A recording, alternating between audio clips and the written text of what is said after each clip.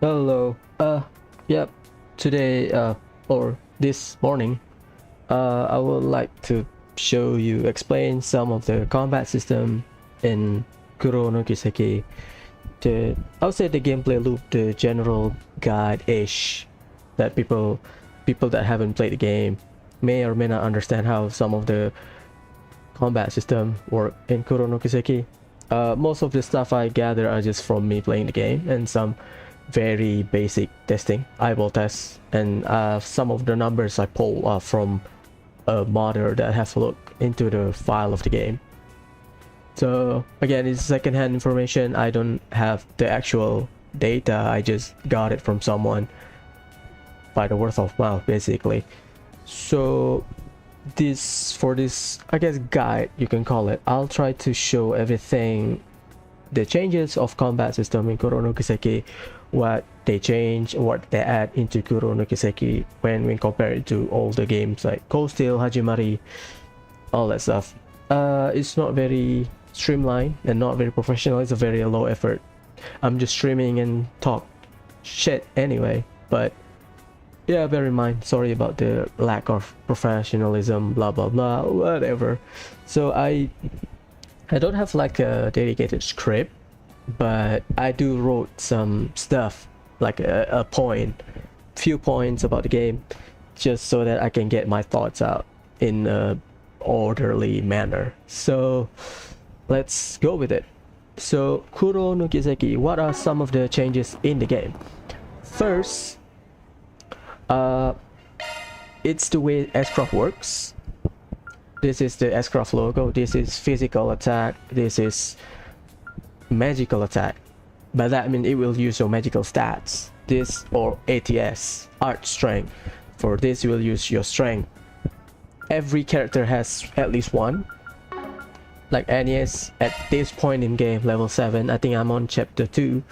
She only has no S-Craft, one physical attack, and one healing. This is the icon for support. So again, this guide is contextually for people that play in Japanese and don't know any Japanese, or maybe use some kind of fan translation that we have been waiting for from the Zero Field team. So this guide might not make sense for newer players that play in English, but whatever, I just put it out there. So for what the changes they add is that they show the hitbox. So this I guess plus or cross hitbox is usually for circle. This is for a very wide cone. This is circle. This is very big rectangular. So basically most of the hitbox in Cold Steel, you have yours long rectangular arc slash, like Rin's arc slash, that hitbox, you know, straight line. You have the big circle, small circle, some kind of cone. Nothing much, there's not a lot of changes from previous game in terms of hitboxes. But the first change about the battle system, combat system in Kuro no Kiseki is how S-Craft works. That's like the big change.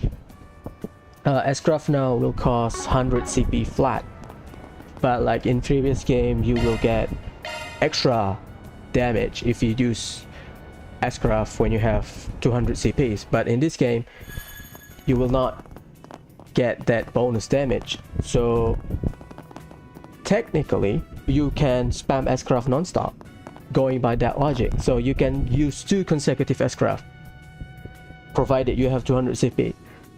The other change that we need to know about the S-Craft change in this game is that S-Craft has some kind of condition. So basically, if you can see S-Craft, I press R2. R2 is for your S-Break. So S-Break page. You can see CP 100 and then you can see 2 S-Boost gauge. What is S-Boost gauge? S-Boost gauge is this thing. See? Bottom left. You can see there are 3 bars. I am at 0 out of 3. So I cannot use S-Craft even though I have, assuming I have enough CP. I have 70 at the moment. So to use S-Craft in this game, you need to have 100 CP and you need to have 2 S boost gauge.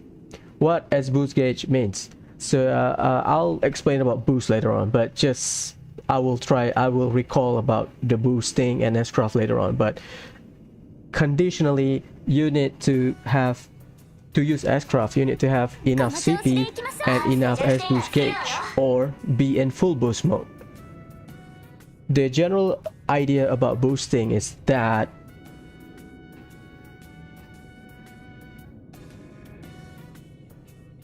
this one. So this is your holo core. You can see 0 out of 2. There are 2 levels of boost in this game. I'll explain about boosting a bit more later on, but boosting means you activating your holo core and you need to be in full boost. That means that gauge over there must be 2 out of 2 to use your S-craft. So that's basically it. We don't have enough CP at the moment. We don't have enough CP and S boost at the moment, S boost gauge at the moment. So let's kill this thing and get our CP back. The second thing about the change, the game that they changed from previous game is that CP is a lot easier to get. Look at my CP. I have 70 at the moment. Normal attack in general will give you 10 CP back, and when you kill enemies you will get 10 CP back. But if you use art and attack enemy, you will get 2 or 3 CP. So they are very generous with CP in this game. So the cycle and the gameplay loop of the game is that if you lack CP, just normal attack. Normal attack has the shortest delay, right? So let's see. I'll normal attack. Look at my CP game. Oops. Damn it. Give me a sec.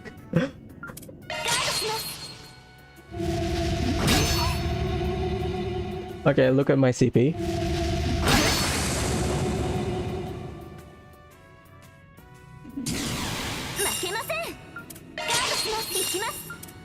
I'll use Van as an example. Okay, I have 96. One normal attack will get you flat 10 CP. 96, 106. So now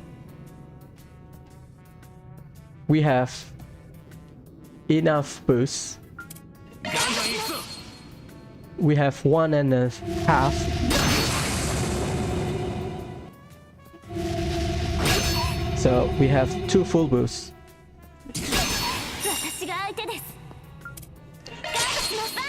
We have 2 boost gauge at the moment.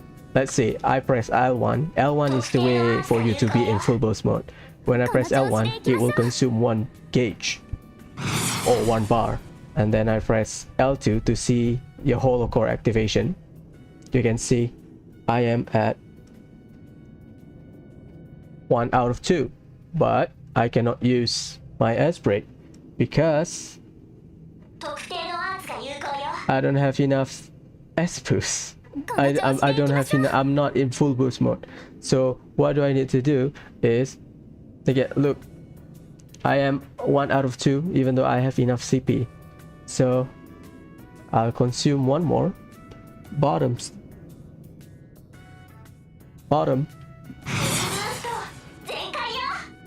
I am 2 out of 2. My holo core is already activated. Whenever I press S break, I fulfill the condition, but I can't because I got CC'd by the boss, by the enemies. God damn it. Anis, heal me. Okay, now we are healed. We don't have any status element. We are in full boost, as you can see, bottom right. We fulfill the condition of using our S-craft to boost gauge once 100 CP. We can now use our S-craft. So if you have another 100 CP, you can use them again. So basically that's the general change of S-craft from previous game to Kuro no Kiseki. Done. So first point done. So the second addition about the game that people already know about is that about field battle. field battle, action mode, whatever you call it. It's just something that you know, the translation, what term they use for this system. So field battle is very simple. You have normal attack. You have that bar on your right, that is for your charge attack. If you press R2, you can stun your enemies, and if you press X, you can dodge. But the timing can be a bit iffy because on 60 FPS, the timing and the iframe for dodging is a bit iffy. But if you can pull perfect dodge, just dodge, whatever you want to call it, perfect dodge very easily. So the gameplay loop is attack your opponent, stun them, and then play in turn-based mode.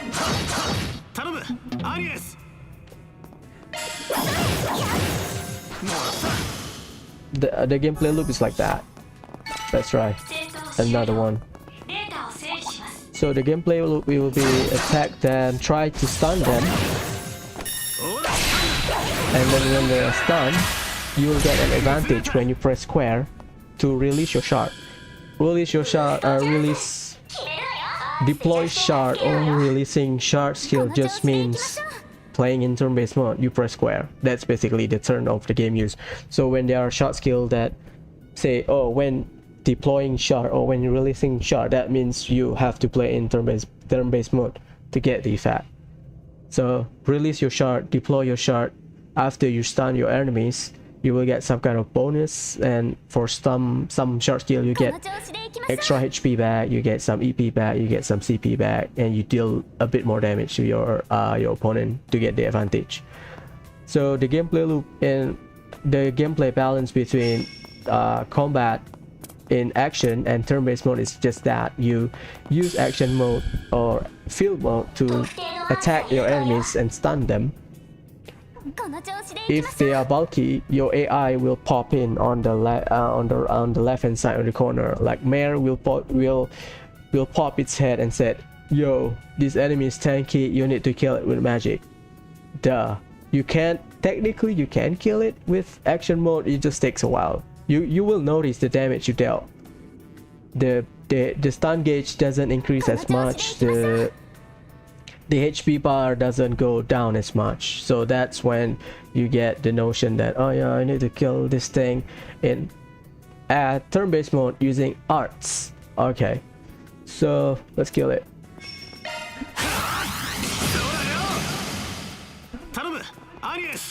So if possible throughout the game, try to stun every enemy you can encounter. If they take, you know, decent damage from your attack in action mode, then try to kill them or try to stun them at least.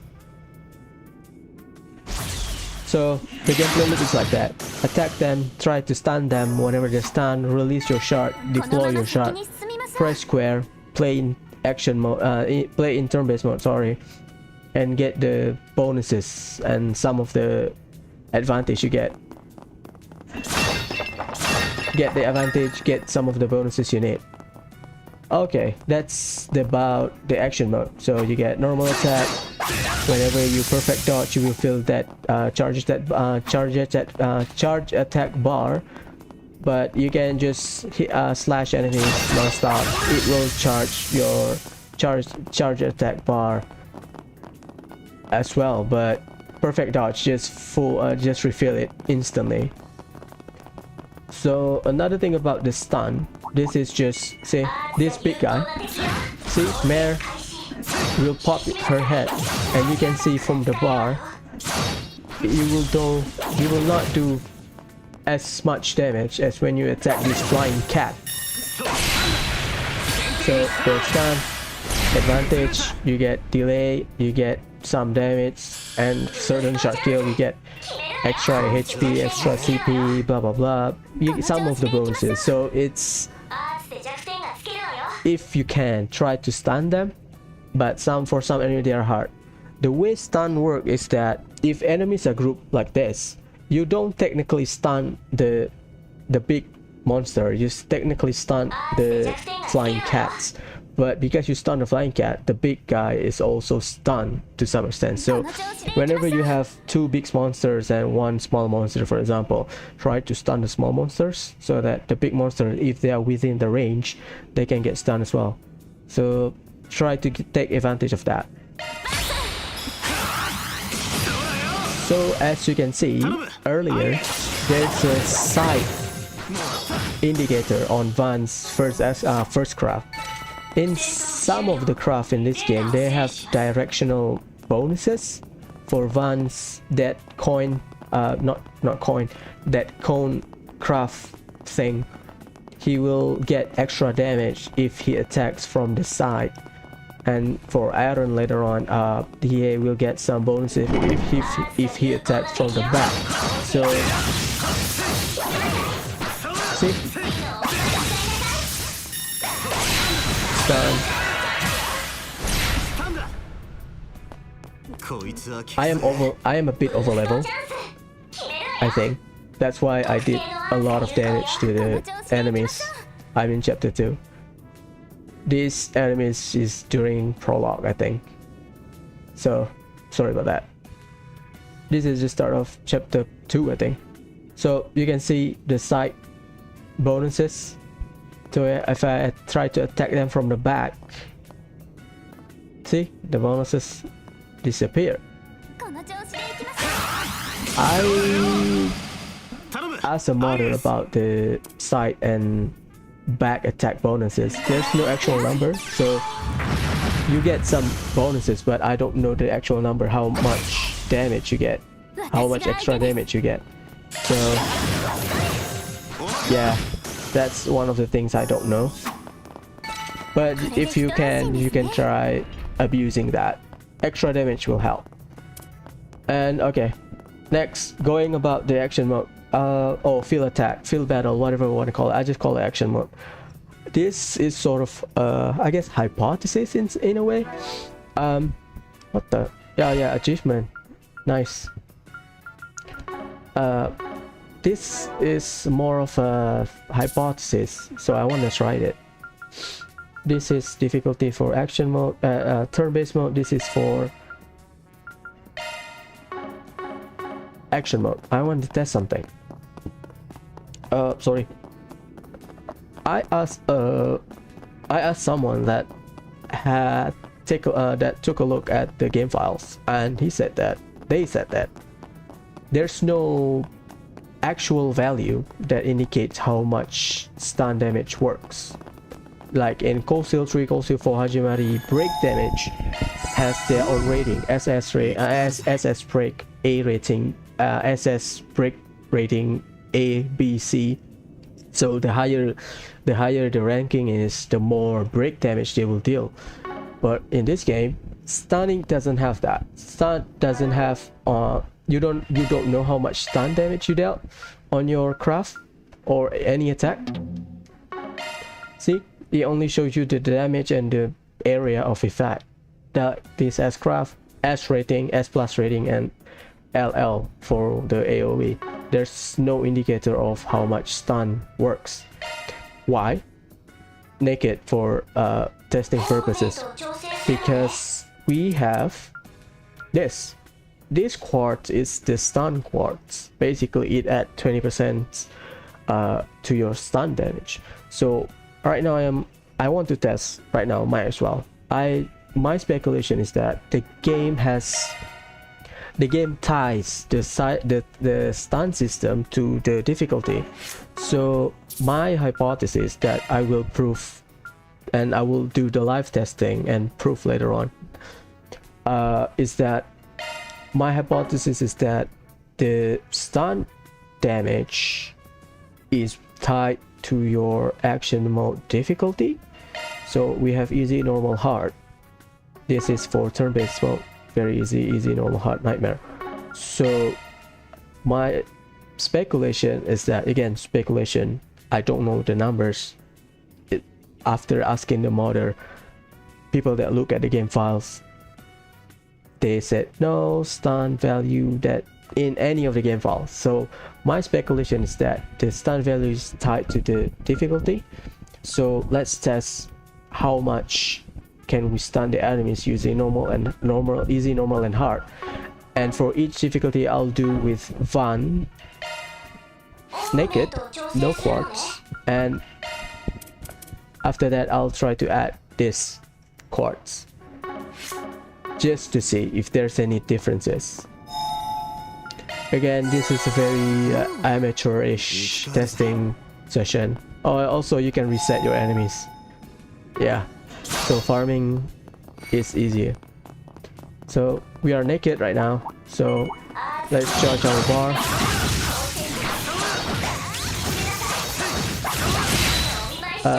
Run away. And yes, follow me. Okay, we're good. Reset the enemy and try to stun them without hitting them first. Let's see how much we do. So at this moment it's 100%, it's 40, this is 100 because this is 100 straight away. This is 40, this is 40. Let's run away, reset the enemy. I also think that your level plays how much you do in terms of physical damage also plays an important part in stunning. Again, this is very amateurish testing, so we add 20%. Let's try. Yeah, we need to charge our bar first. Reset the enemy, and yes, let's go.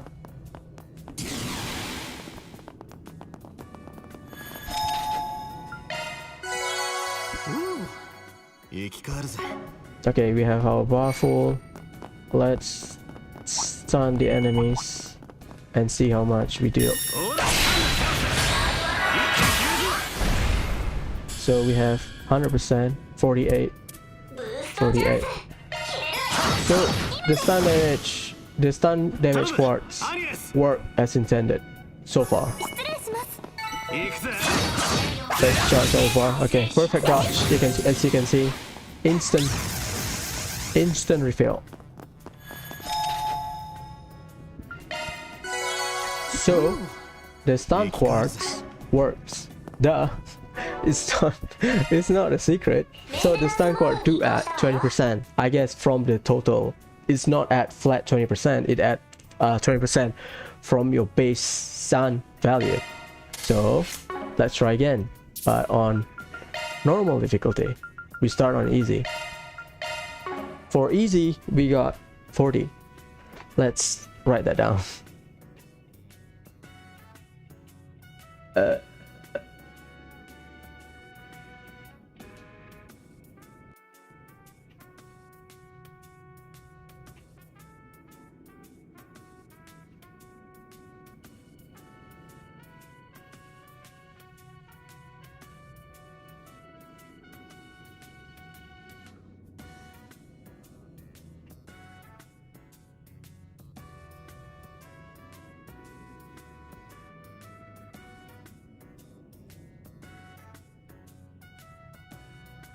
So let's try again. Our bar is full. Let's try in normal mode. Again, this is just testing.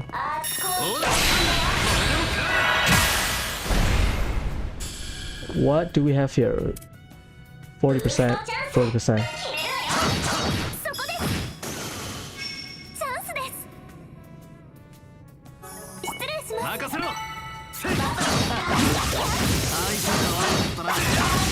So normal, nothing changed.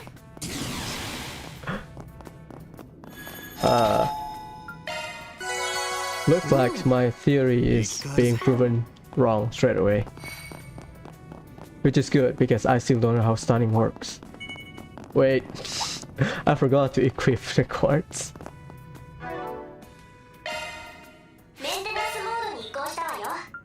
Equip the quartz. Good, let's stun again.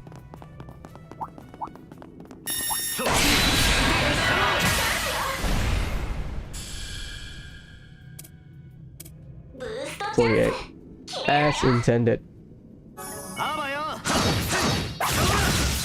go.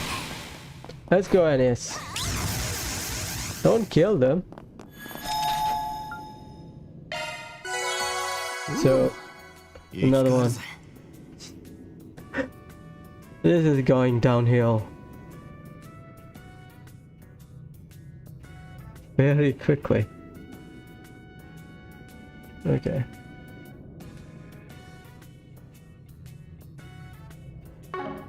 This is going downhill pretty quickly. Let's see if my hypothesis has some leg to stand on or not. And yes, don't play around. Okay, this is the hardest difficulty. Remove the stun quartz and try to stun them again.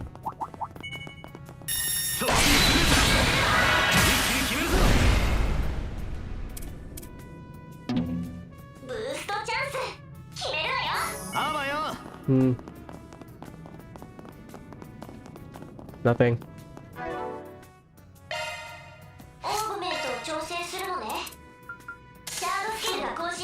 We will try with another enemy. Better charge first.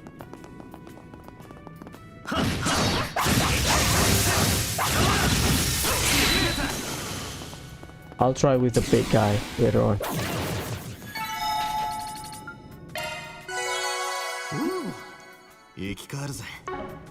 Okay. Equip.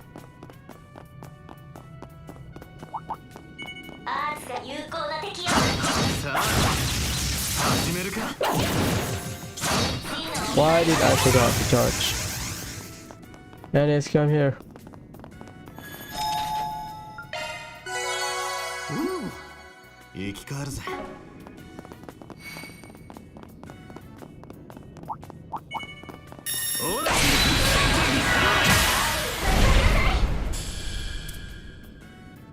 $48. So difficulty doesn't affect your stun value to some extent.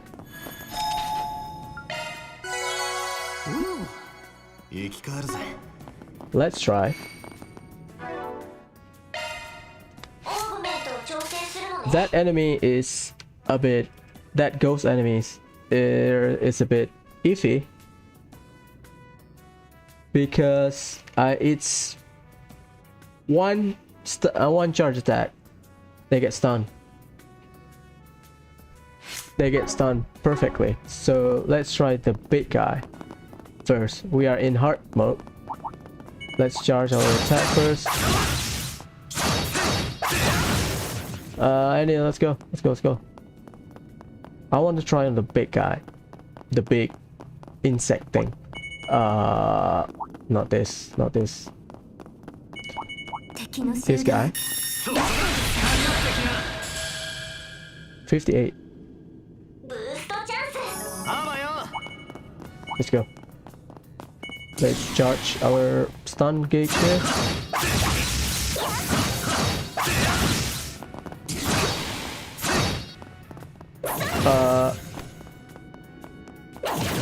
Let's remove the aggro first.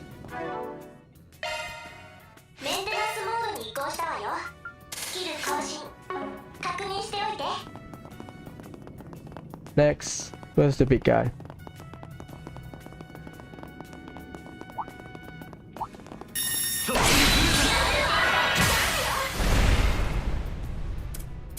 It was 58.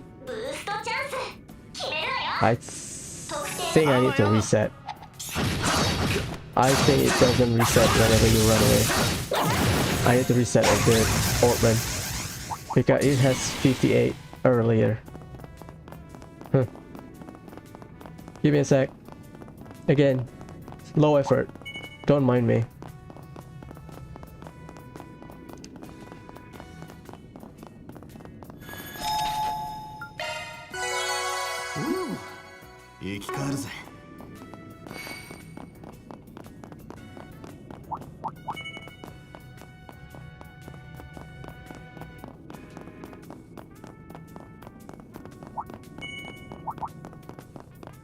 One hit, one charge attack, and then turn-based mode. 58. Okay, so it is. So it's sort of reset. That's good. That will make tasting a lot more easier. 58.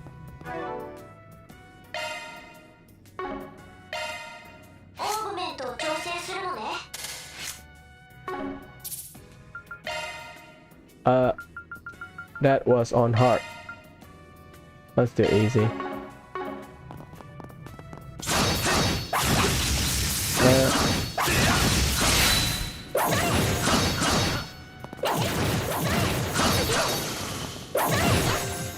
Let's reset and try to hit the boss again.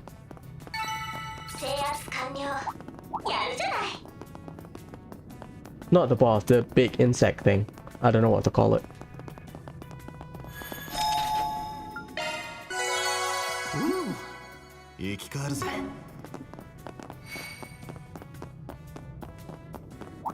Ignoring you, bye bye, ghost enemy.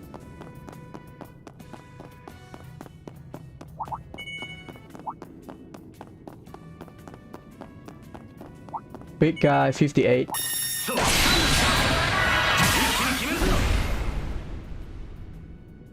Huh? 100%? So let's go back. Let's go back. I'm not very...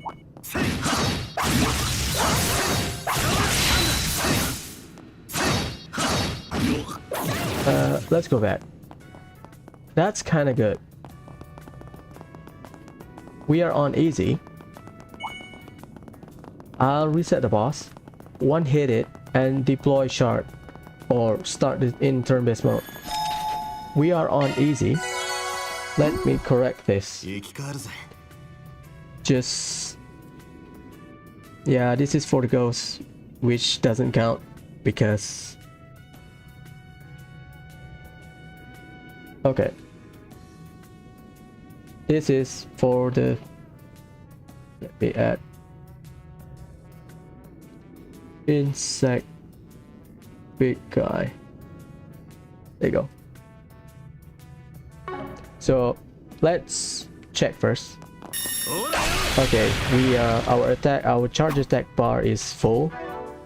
Our difficulty is easy. And insect big guy. Let's go.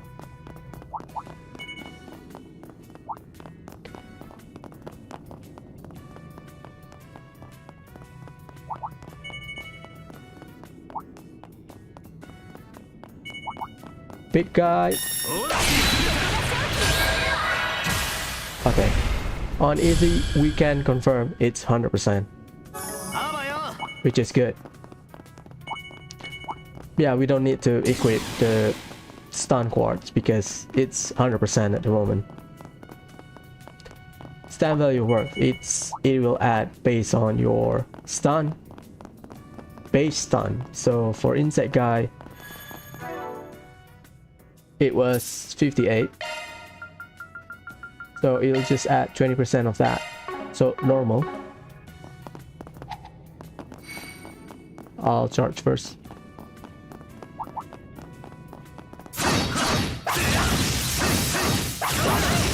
Good. Let's reset. Just so that we can get consistent result.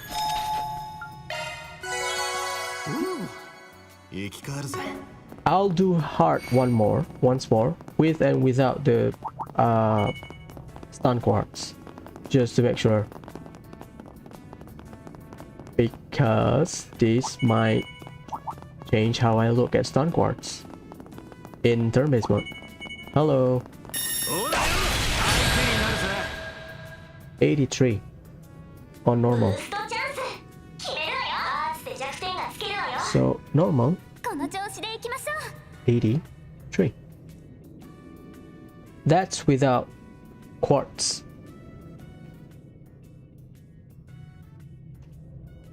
There you go. That's without stun quartz. Let's reset and equip our stun quartz. 20% of 80 work.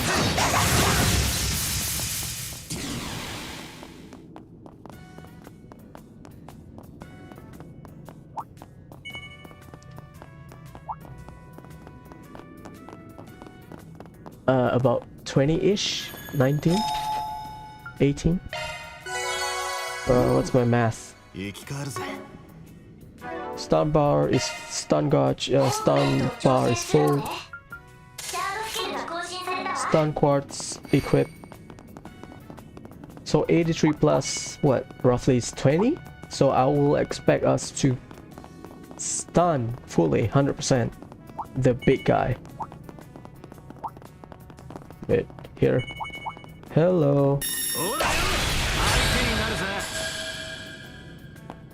83. Huh?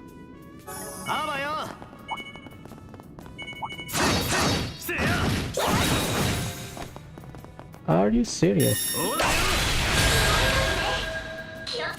83?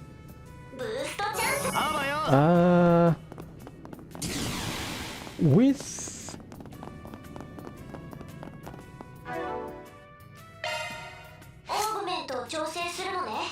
Huh?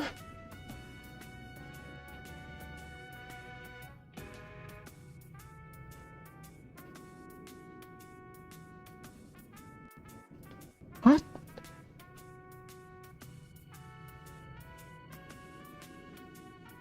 What?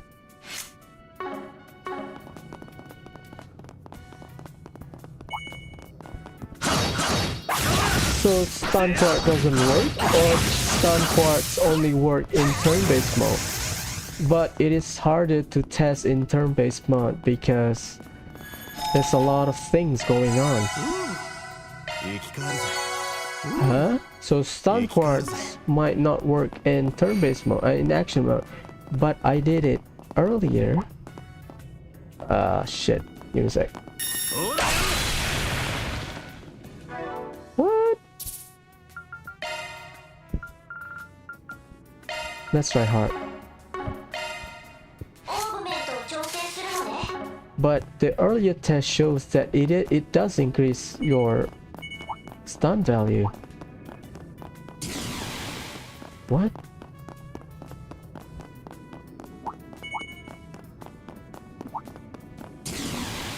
Huh? Okay, this is hard. Let's check again. Hard. 58. Yeah, consistent. Same, 58.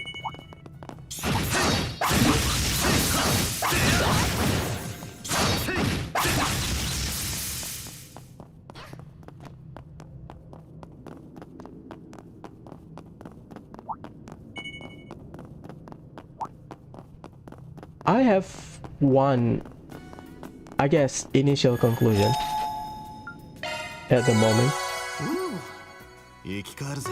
but I'll say it after this, after we finish our testing.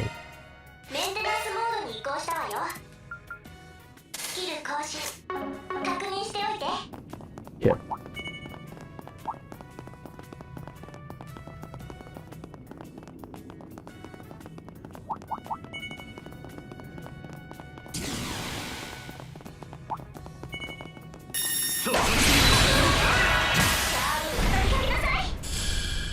$82.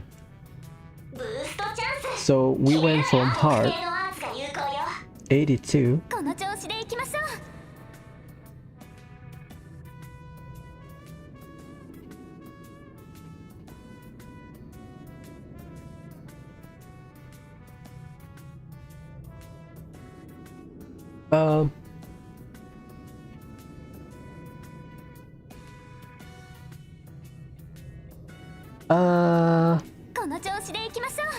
I'll do this again because it sort of, it's not, the result is not consistent because I stunned the ghost.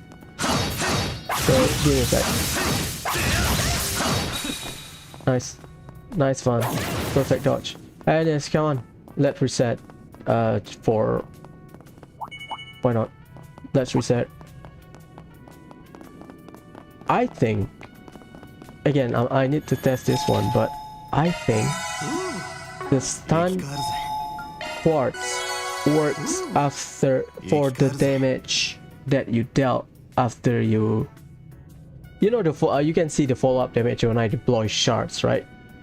Yeah, that after you stun them, you press square, you deploy shard, that attack, I think it adds damage to that, but I'm not sure. So it's 82, right? But I need to do it again because we stunned the ghost. I need to attack only the big insect thing. I think it's an insect, I think. So let's try. God damn it. Yeah, this hit. 82. God damn it. Why the ghost is... Oh my god, the ghost. Let's see. Can I... Alias, come here. The ghost. We stunned the ghost again. God damn it. I need to do it. Again. Redo it. Let's redo it. Until I can sleep tonight. Shit. I think it either adds to that, but the earlier test shows that it does increase the stun value on the bar. But the earlier test that I showed, I stunned the ghost and the follow-up attack to the background, to the other ghost, that increased. So I think that's it. Okay, good. Don't aggro the ghost. Don't aggro the ghost. Don't aggro the ghost. Stun only the big guy. Stun only the big guy. I think that's how it works. So please don't stay. Please. Ghost, go away. Go away. There you go. So 58.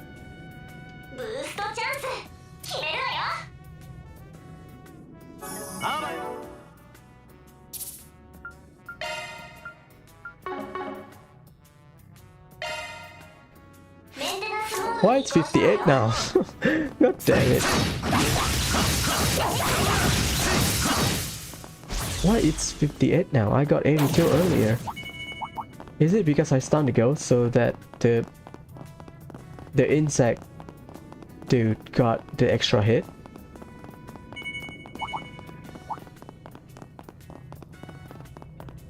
One more run for confirmation so that I can redraw my final conclusion. Again, it's a very shit test. So bear with me. But I think that's how it works.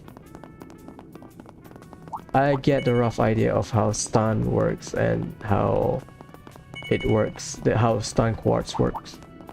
Go away. We equip our stun quartz. Yep.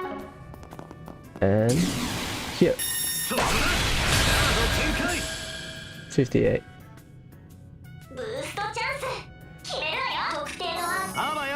I'll remove the stun quartz again because I'm not happy with it. Why did I get 82? Is it because I stunned the ghost? If we get 80, if we get 58 after we stun, if we get 58 without stun quartz, then we can reach that conclusion. Final run for sure. I get enough data at the moment in my head. I know I'm not showing it on the screen, my bad. Okay, everything charged up. Good.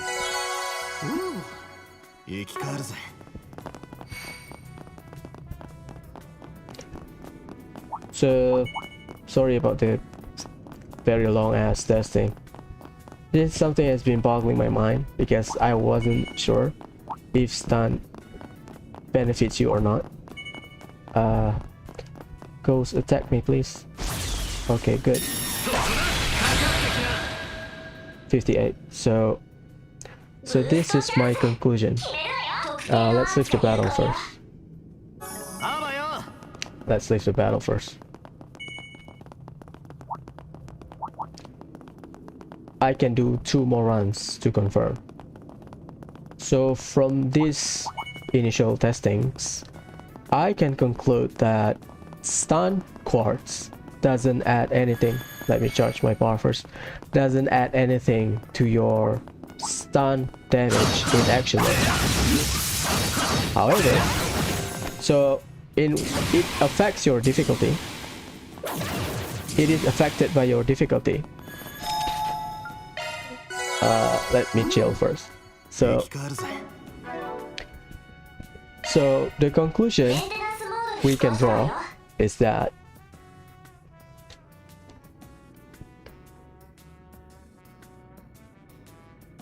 let me correct this. This is very misleading.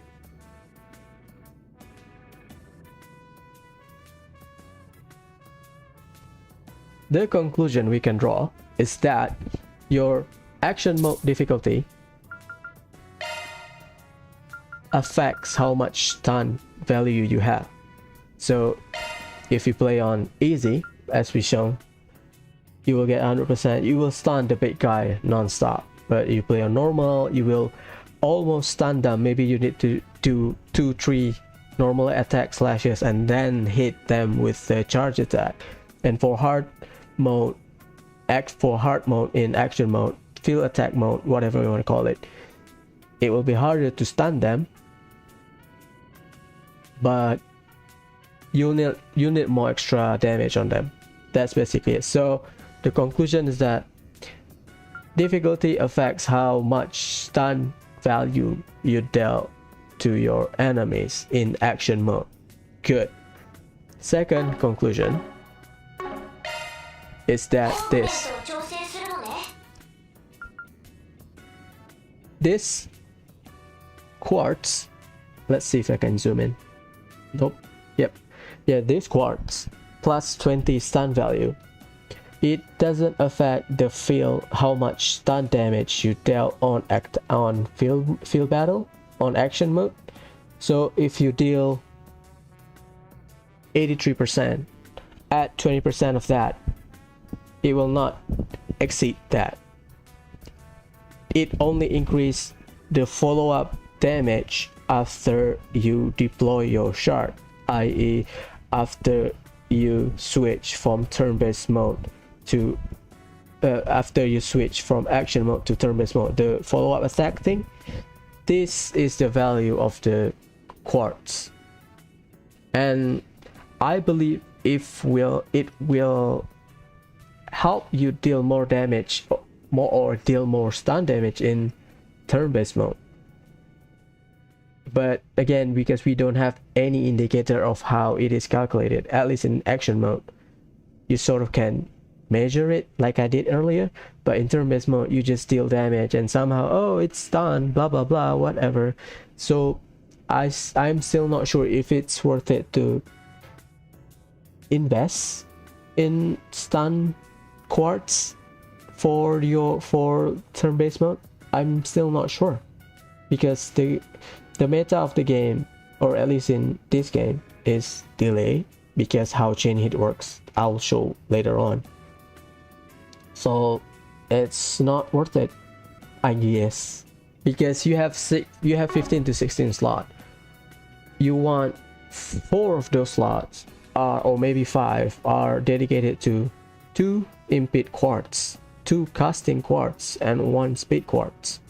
So the rest you need to mix and match because of the elemental slot and EP damage, HP for physical attacker. Maybe you want some attack quartz. I'll show the build later on, but that's the conclusion I've come to, at least. So if you know anything about the stun value that I don't know, maybe you do some of your own testing, or maybe you find in the guide or something, just tell me, correct me.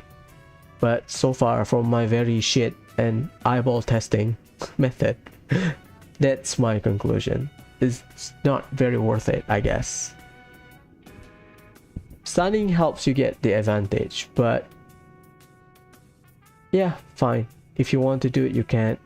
If you just, whenever you see enemies, you don't attack them, you just press square, deploy your shard, start playing in turn-based mode, that's fine. That's fine as well. So basically, that's just some of the things that the changes in Kuro no Kiseki from Coastal Games. All three games, stunning is easier. You attack enemies with your field attack or your normal attack from the back. They're stunned, you run into them, or you just straight up one-shot them if you are over level.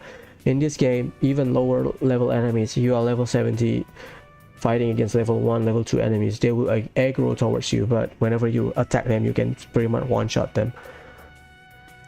But I prefer turn-based mode just because, you know, why not? The combat system is not slow compared to previous game. I don't think, for some people, turn-based mode is a bit slower.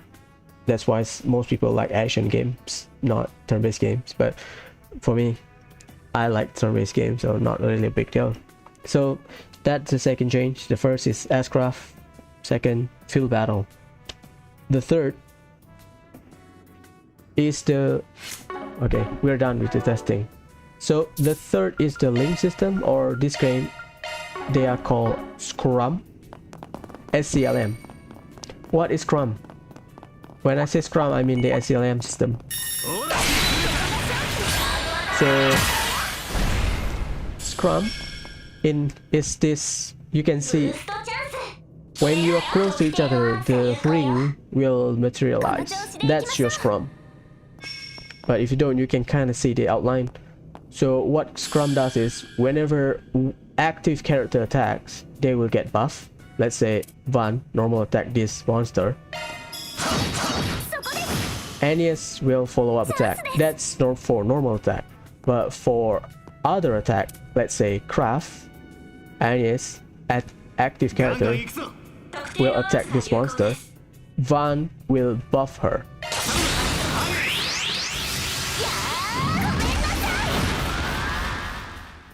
It's the same with art. Whenever you cast art, you can see, so when you cast art, someone will buff you if you are linked to them.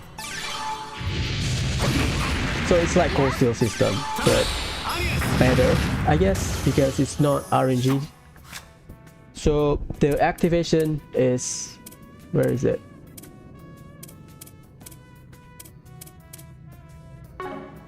Yeah, this one.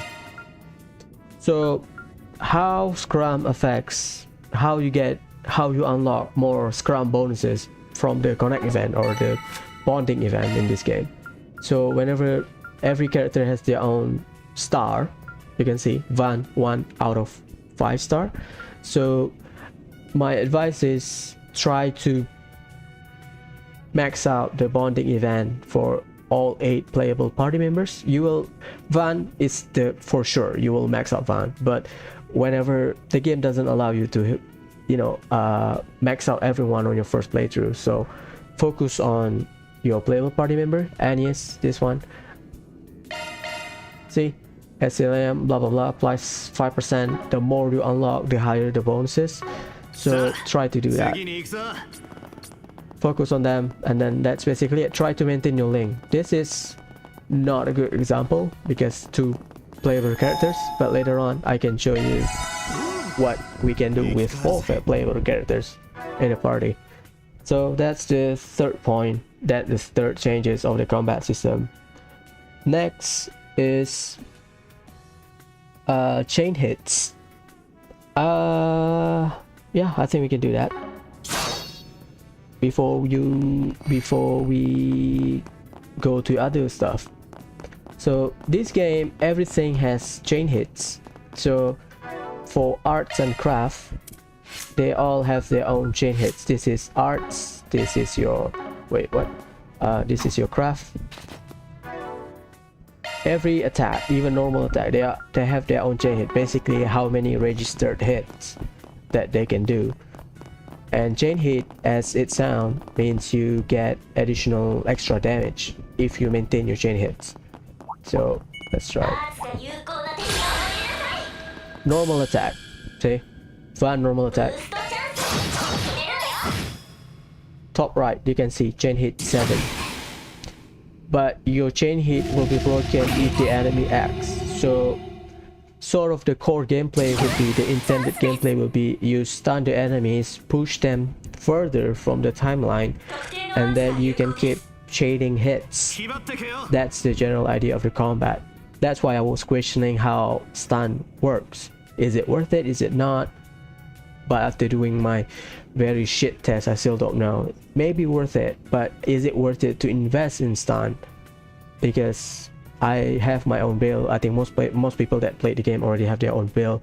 They have a general idea how they want to run it, because the core build in this game depends on the shard skill you want. So let's try again. NES 3, 4. So 4 will go uninterrupted because Van act first. 6, 9, 10, 11. If the enemy act, your chain hits will get cut off and you have to start from 0. Why it's worth it to maintain your chain hits or try to get a high chain count? Because you get the modifier. You can see the damage bonus under the chain hits, right?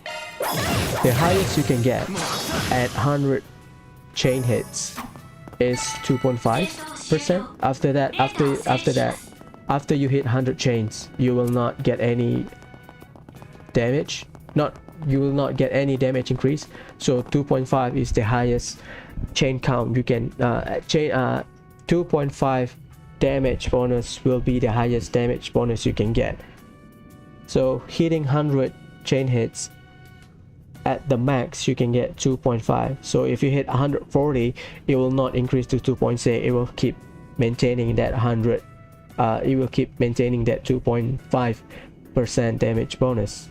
Not 2.5%, 2.5 times damage bonus. So just so the general idea, again, one of the core intended gameplay is stun your enemies, try to stun your enemies, try to delay them so that they can act later, and keep attacking with arts mostly and crafts that has high chain hits. Build up your chain meter so that you can deal more damage. I can show you probably end game dungeon. Also maybe a bit spoiler. Yeah, I'm afraid to show spoiler, but I only have 2 save games that I think I want to show it to you, but I'm afraid that it will be a spoiler. We'll see when later on. I'll try to decide whether or not I'll show you how chain hit works. It will benefit you. Sometimes it is better to spam arts that have high number of chain hit instead of higher tier arts that cost hundreds of EP. Maintaining chain hits to some extent, you will get more benefit compared to just spamming highest tier art, because you get that extra 2.5 damage increase. Again, I want to show you, but spoiler, maybe I'll show you later on when I, at the end of this guide / tutorial. After that, we have shield.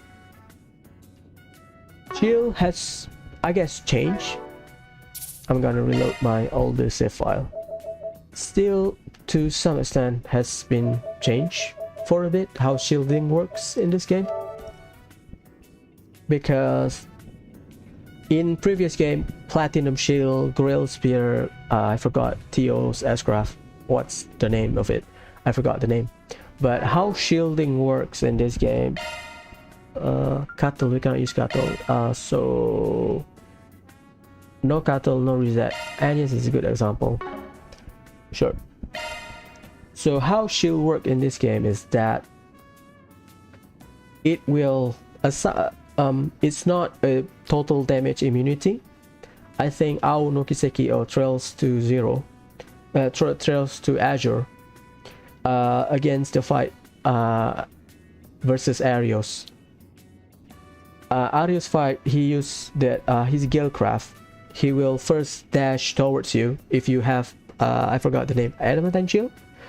In if you cast that shield arts in Ao no Kiseki Trails to Azure, he will dash towards you, attack, first attack, ping, dispel the shield, and then slash again. After that, you will take damage. Sort of the same concept in this game. Because how chain hit works, shield do not work as they do in Cold Steel games or zero games or crossbell games in general, where you get damage immunity. Instead, because how chain hit works, every attack has their own chain hits, and every chain hit still individual registered hit. That means immunity based shield doesn't work anymore, because in some of the enemies, they can dispel your shield immediately after the first hit. So in this game, how shield work is that they will add an extra layer of HP on top of your total character HP. So like Fan has 8,000 something, so whenever you use shield, it will add a flat 2,000. This is Aeneas shieldcraft, this one. We have Aeneas reset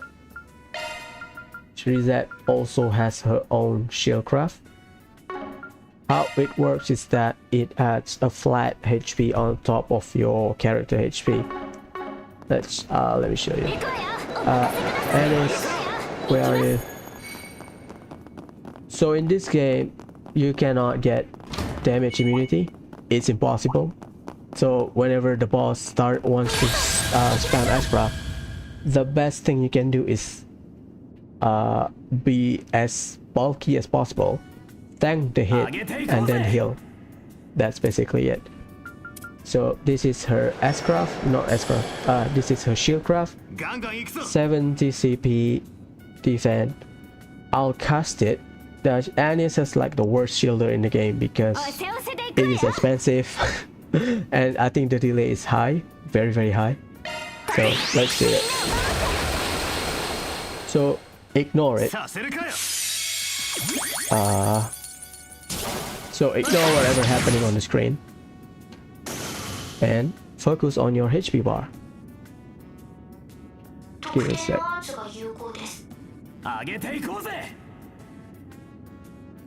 Look at your HP bar. You can see the blinking with shield logo. That's how shield works in this game. So Van will have about 10,000 something HP. So whenever the boss uses Ashcraft, the calculation will be it will dispel the first initial 2,000 from the shield and then subtract the rest of the damage to his HP. So in this game, that's how shielding works. Okay, good. Let's talk about shield. Let's go. Okay, next point. So that's shield. That's how shield works. So my advice is, or my suggestion is, try to equip HP quartz, because it will add a flat value to your own HP pool. And well, some bosses can bypass the shield. That's one reason why I advise you to use HP quartz. The second is it will increase your likelihood. Let's say if a boss deal, let's say 10,000 damage from S-Craft flat, and if you have extra HP from HP quad plus your base HP without HP quad plus the HP you get from shield, you have better chance of surviving the attack. And after that, you can use Aeneas S-Craft, heal your party to full, and then continue delaying the boss. That's it. That's the only reason my advice is to use HP quartz. Defend, maybe. Art defend. That's another issue. That depends on how, if the boss's craft is magical or physical. That's, I guess, situational, but it's worth it to use defend quart in this game, like this one. Defend plus 60 generally. So that's about shield. Next, just a random thought. Let's see if I can show you in this anime.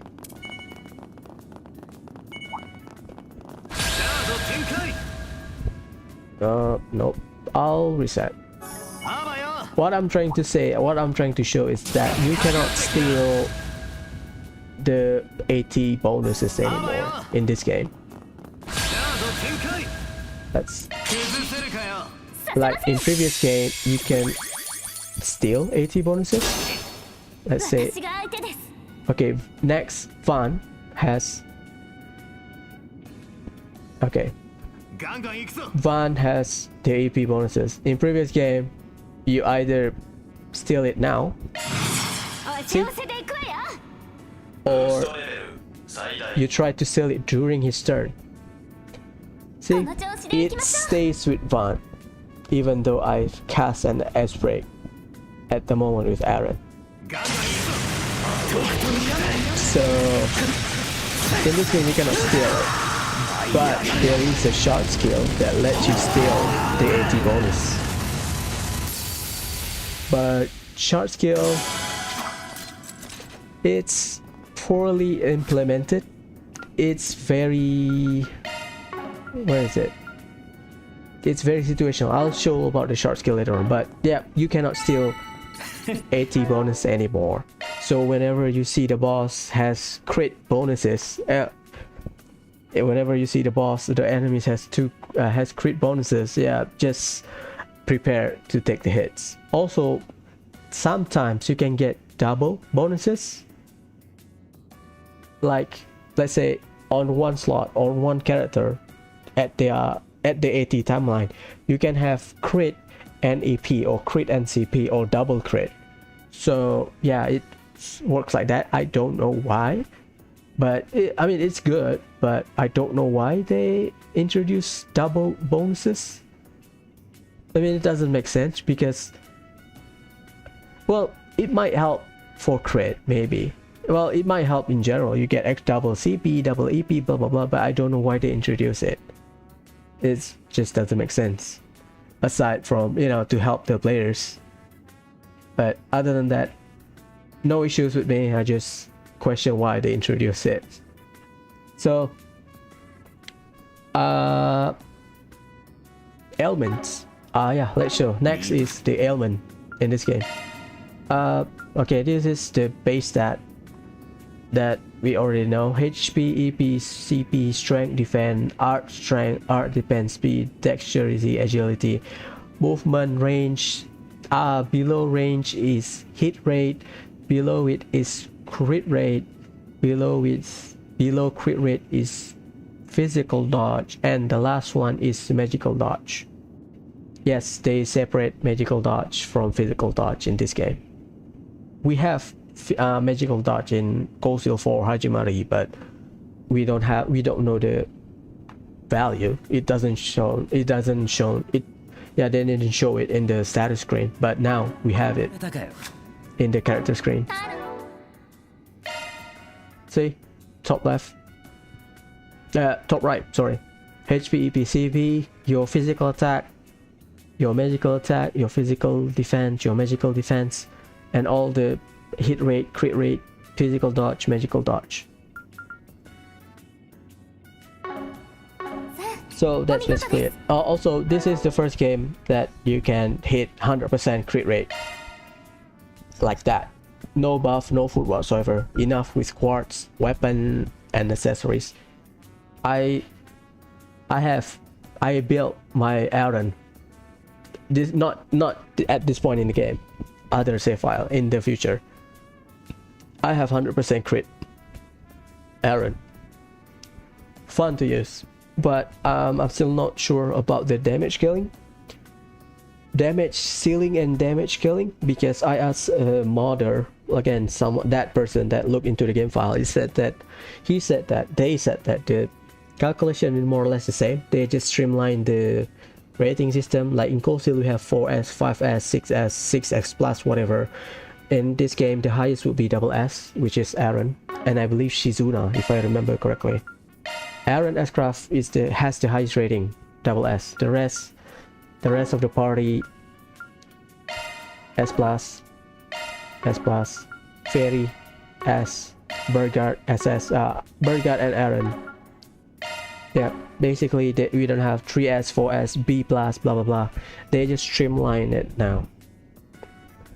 doesn't change the calculation quite much. I think that scaling wise, I think we can compare it to maybe Cold Steel 1 and Cold Steel 3, but I think Cold Steel 3 has a higher damage ceiling because we have Brave Order. That's one external modifier that we can add to the damage ceiling, and second because the Master Quartz / Sub Master Quartz system that I will compare to Hollow Core later on. Again, speculation, I don't know the actual numbers, but from what I feel while playing the game, yeah, it feels like that. You deal a lot less damage compared to what we have in Cold Steel 3 and Cold Steel 1. So that's basically it. Elements, go back to elements. So this is your general element. I know it's in Japanese, I'll try to explain it roughly, the general idea. The first one is, I believe it's called corrosion. What corrosion does is it will reduce your healing effect. So if you get corrosion, you will heal less, and it has certain chance of it works like seal, but basically it doesn't let you act, but it RNG. So that's the new, it replaced the poison and petrify from previous game. That's the earth element basically. So we have second, we have freeze, same how it works in previous game. We have burn, same how it works in previous game. Seal, mute, same. But the only thing about seal and mute in this game is that in previous game you cannot cast, or you cannot, basically your craft or arts will get seal. You cannot access them through the buttons, right? But in this game you can select your arts and craft, but whenever you want to execute it, after selecting them you cannot. So because the game has shitty the game has shitty HUD, the status screen, or during battle, you know, your HP, your CP, sometimes it's very hard to see what kind of status element you get. So sometimes when I got seal, but I keep spamming craft, but then I cannot act. I got seal. I can select the S-craft, I can select the move, but I cannot act. It's kind of shitty in my opinion. And then we got blind, and then we got nightmare. That's basic, that will consume double your CP. Yeah. And then the below nightmare we have death blow. Death blow doesn't work on RNG. Death blow, well, technically death blow worked on RNG, but now your total HP affects how high the chances is. So if you have full HP, you can still get death blow, but lower chance. But if you have like 5% HP left, the chances will increase. So that's more of a balancing they do. And then you have stat increase, defend decrease, same thing. They also change how resistance works in this game. Resistance doesn't give you full immunity. It works on percentage base, so 75, 90%, 100% immunity. 75, 90%. So the 100% accessories basically end game stuff. So yeah, that's the one of the changes they do. Okay, that's basically about ailment. Anything else? This is the buff: physical attack, physical defense, magical attack, magical defense, speed and movement, insight, and then the debuff. Basically it. This is another debuff. We have crit rate increase, HP regen, CP regen, physical shield, magical shield, hit up, which is aggro. Van has it. His coin bullet has aggro up or hit up, hit down, decrease aggro, stun, AT delay, and then what's called the, not blessing, I forgot the name, the sword icon. We have it in Cold Steel 4 when you cast your self buff, and the rest works the same like previous game. What else? Oh, this is the modifier, the way modifier works in this game. In previous game you can use item, you can spam item non-stop. So item bonuses, if I remember correctly, was 0.3, So in previous game, you spam item, you get 0.3 plus plus plus 0.3 plus 0.3 plus 0.3. But in this game, how many items you get, how many items you use, you will stay at 0.3. So you cannot stack the bonuses anymore. This is short skill. I'll explain later on, a bit later. Before we dive into short skill, I want to talk about holocore and Xipha system as a whole. Okay, this will be a bit lengthy, so let's go back first. Wait, wrong way.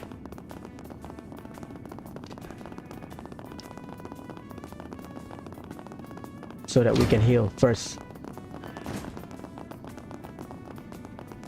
So Xipha is the new combat augment in this game, introduced in Kuro no Kiseki, a successor for Arcus 2 / Ramda. I don't know the exact, timeline. That's Xipha. So Xipha works with holocore and art driver and art plugin. Okay, let's talk about Xipha as a whole first.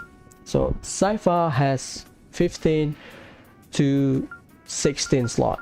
In the playable party members, only Reset has 16 slot. The guest character Shizuna has 16, Renee Kincaid has 16. I think the ones that I remember, Renee and Shizuna, they both have 16 slot like Reset, but the rest of the party members, they have 15. So Van missing 1 slot from his drive line. Judith missing 1 slot from his shield line. Agnès missing 1 slot from her weapon line, drive line, shield, extra. So 15 to 16 slot, 16 slot max. Next is the line. So short skill in this game works based on line. So we have weapon line, we have shield line, we have drive line, we have extra line. Let's go back to the short skill page. So these are the short skill that you can get from your weapon line, shield line, drive line, or art line. They just use drive because undrive in Japanese is just impede or cancel. And extra line, so drive line, extra line. How does it work? So how does it work? I unequip. This is physical. Also, you can sort of before we go into short skill, you can also sort of see on guess that a character is physical or magical based on their line. So Van has full weapon line but lacking in drive line, so sort of he's physical. Judith full drive line, full physical line, so she's sort of mixed attacker. Agnès straightforward, lacking in weapon line but full in drive line. So from previous game, the length of their line and the number of line they have will sort of determine whether they're physical or magical, right? So in this game, it depends on their shield, it depends on their drive line and their weapon line. That's basically it. That's not a lot of changes from previous. It doesn't affect the character much. I think elemental slot plays a lot more importance in this game because it affects what kind of short skill you can use. But yeah, whatever, I'll go into that after this. So how short skill works? So every line has their own set of short skill, as I showed earlier. So how does short skill work? Short skill, before that, I'll need to make some. Can I hit that? Perfect. Okay, how short skill work is this. Okay, ignore. Okay, you can see my extra line here, right? This is the lock line, so you can see the tree line. So how shard scale works, the way ornament system in Skygame works, they count the elemental value of each line. So in this game you have 4 separate lines, with each line has their own shard scale. So the shard scale you can get are the accumulation of the elemental value of quartz you equip on that set line. So this is Van's extra line, so pay your attention to the extra calculation on the bottom left, bottom right. So this is Earth elemental slot. So look at Earth value, the first slot. You can see if I equip defend 3, we will get 12. But as you can see on the information of the quartz, Van, the Earth quartz defend 3 has only 6. So in this game, elemental slot will double whatever base elemental value a quartz has. So this one is defend 1. The elemental value of the quartz is 2, but on the total elemental value on the line, bottom left, you can see it's 4. So like I said earlier, the character's elemental slot sort of determine whether they are good or not in this game, because some shard skill requires certain elemental value to use, blah blah blah. So it sort of plays an important role in this game. So let's go back to that. So I equip EP3 on Van, I equip, let's say, strength 3 on Van. So in this page you sort of can see what kind of shard skill you can get. So it's more of a mix and match if you don't know what shard skill you need. At before, I think if you look guide, or I think you can refer to the Kiseki wiki, right? They already put the translation of the effect of the shard skill and the elemental value they needed. I'll go through it. I'll scan through it after this. So the build is depending on what kind of shard skill you need for that specific line. So going back to how build works in this game, let's open the window.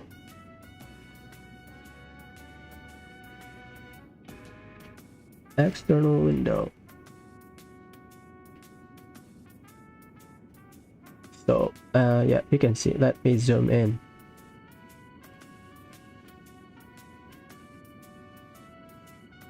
Too big.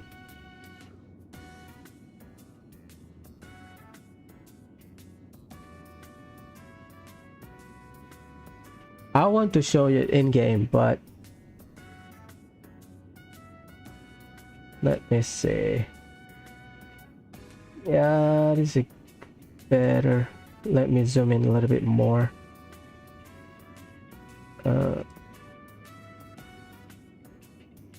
Better. Nice. Okay, we are good. Okay, I'll open the tab thing in. Okay, it's great. Boom, make it bigger. I'll try to show you how it works. Okay, so let's cross comparison shard scale. So this is the translation we got from the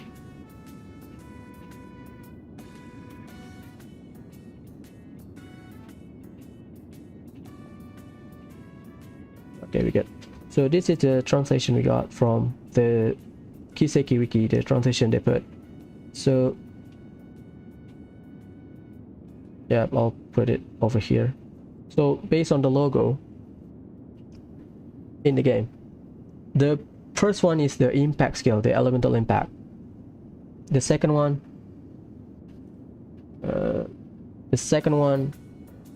on the screen, that's the breakers.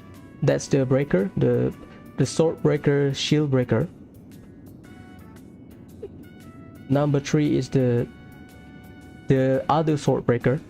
Sword Breaker Assault, Shield Breaker Assault. The Lancer thing, bottom 3. The blue purple Lancer thing. And then you get the circle thing, that's the burst gain, that's the Executioner.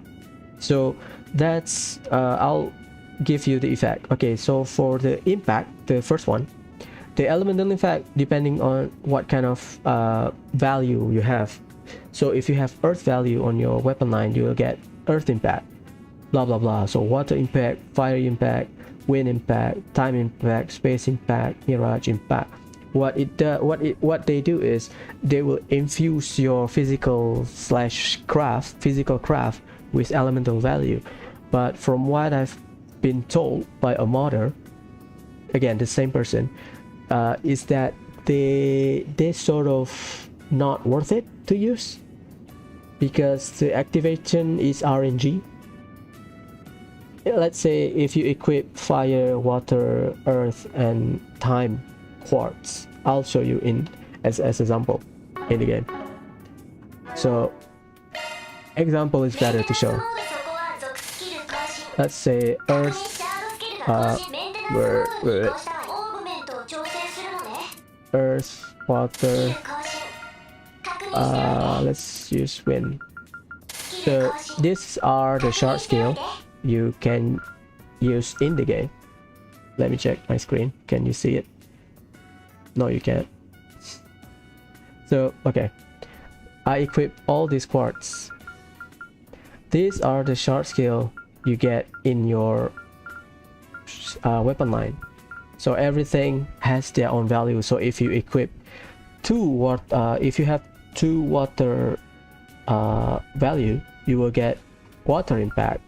If you have 2 wind value, you get wind impact. See, if you have 8 fire value, you will get fire impact 2. If you have 8 time value, you get time impact 2. If you have this value, you will activate or you will get the short skill of Fatal Lancer.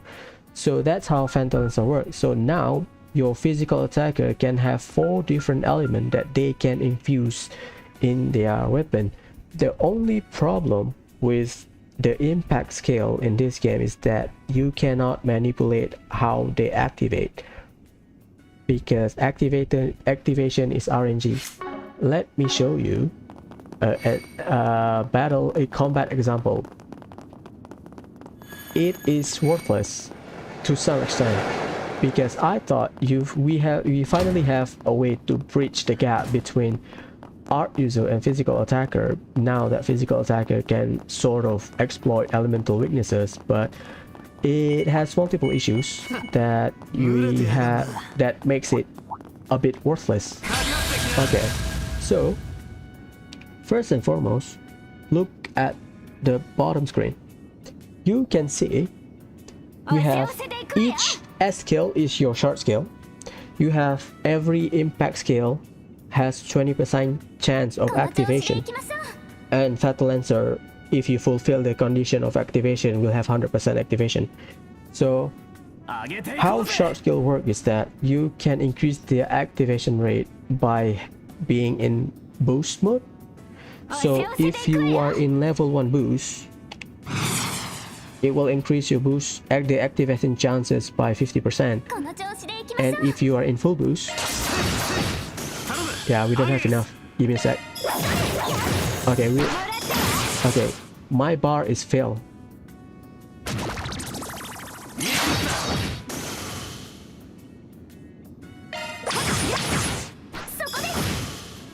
Give me a sec. Let's run.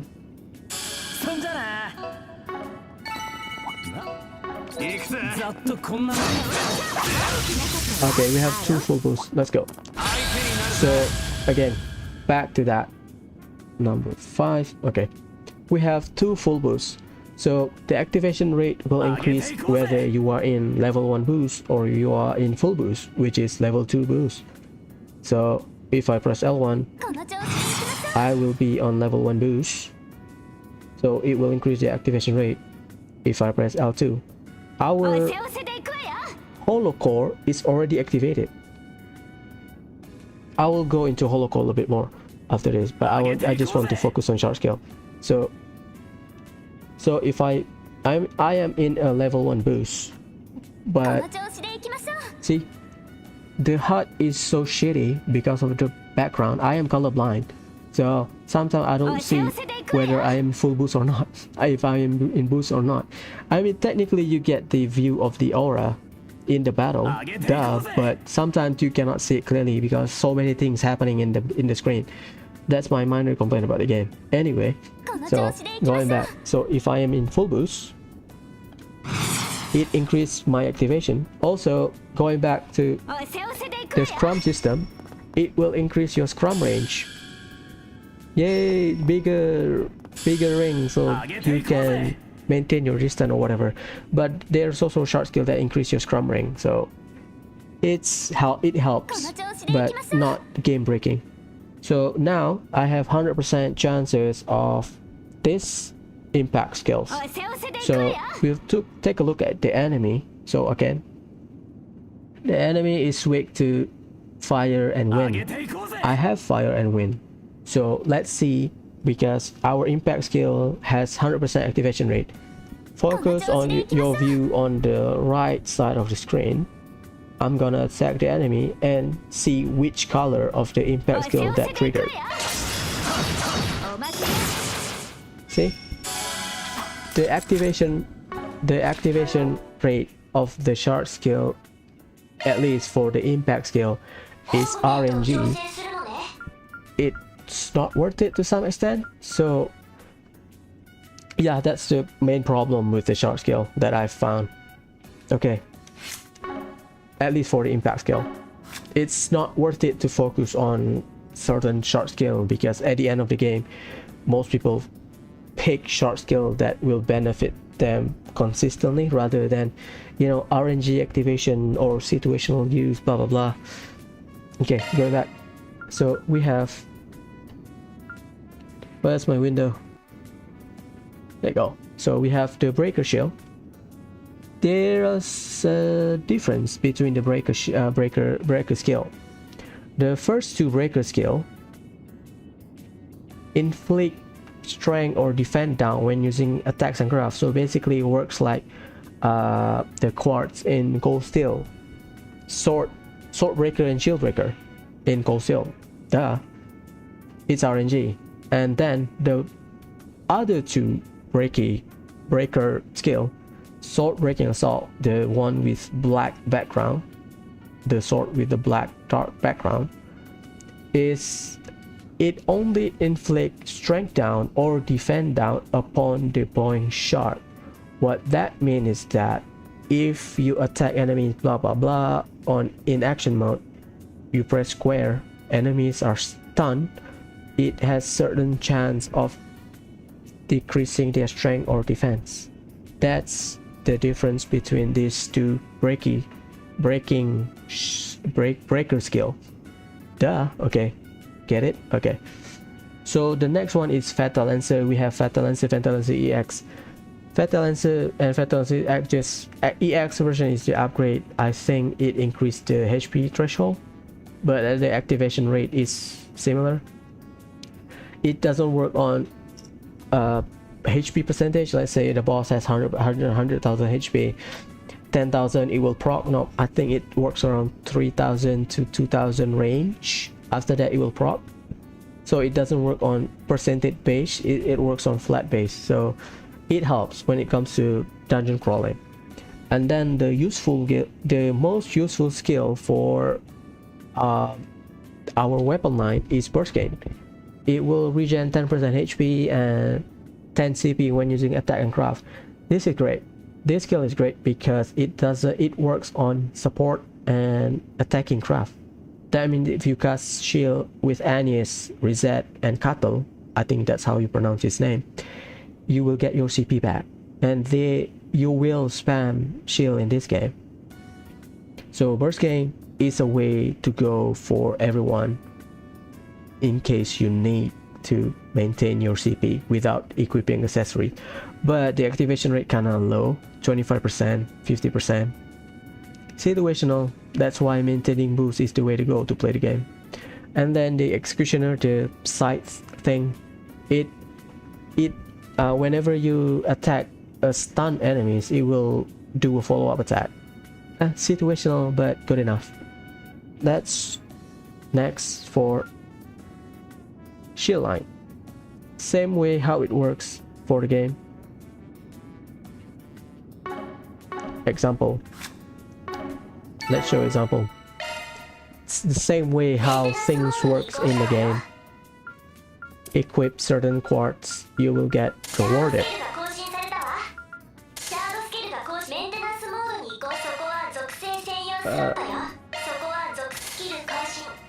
I would say, yeah, sure. So these are the skills we can use in shield line, or this is the skill that I unlock in one shield line based on the earth, 2 time and 1 fire quartz. Let's take a look at the skill.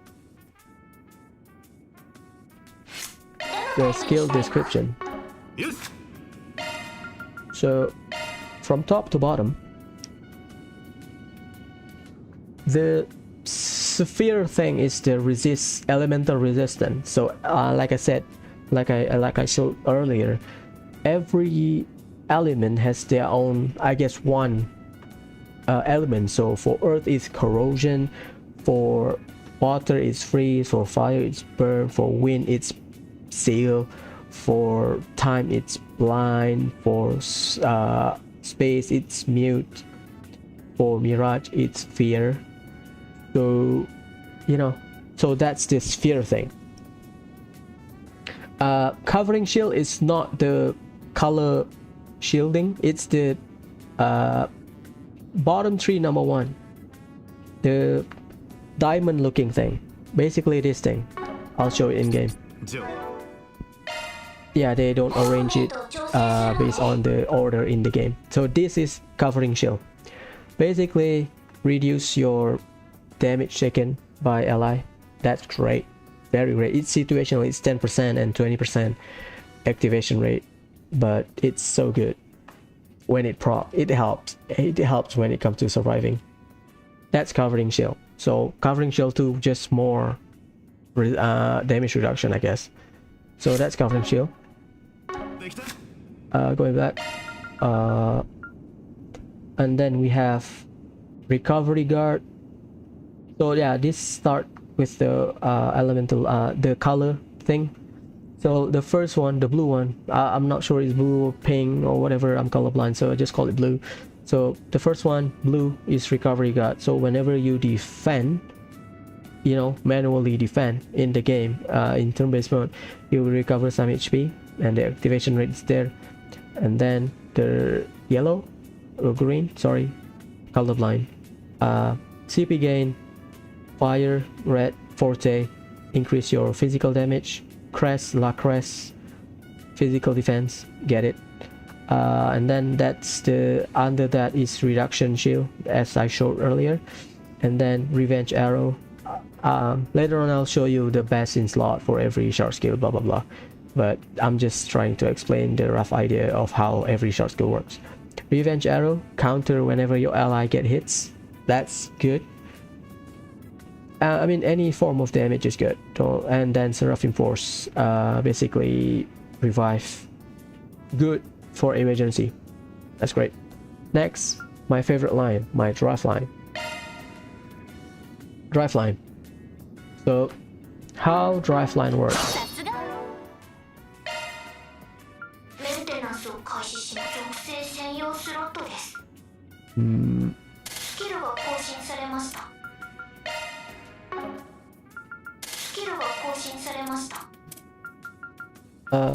This one.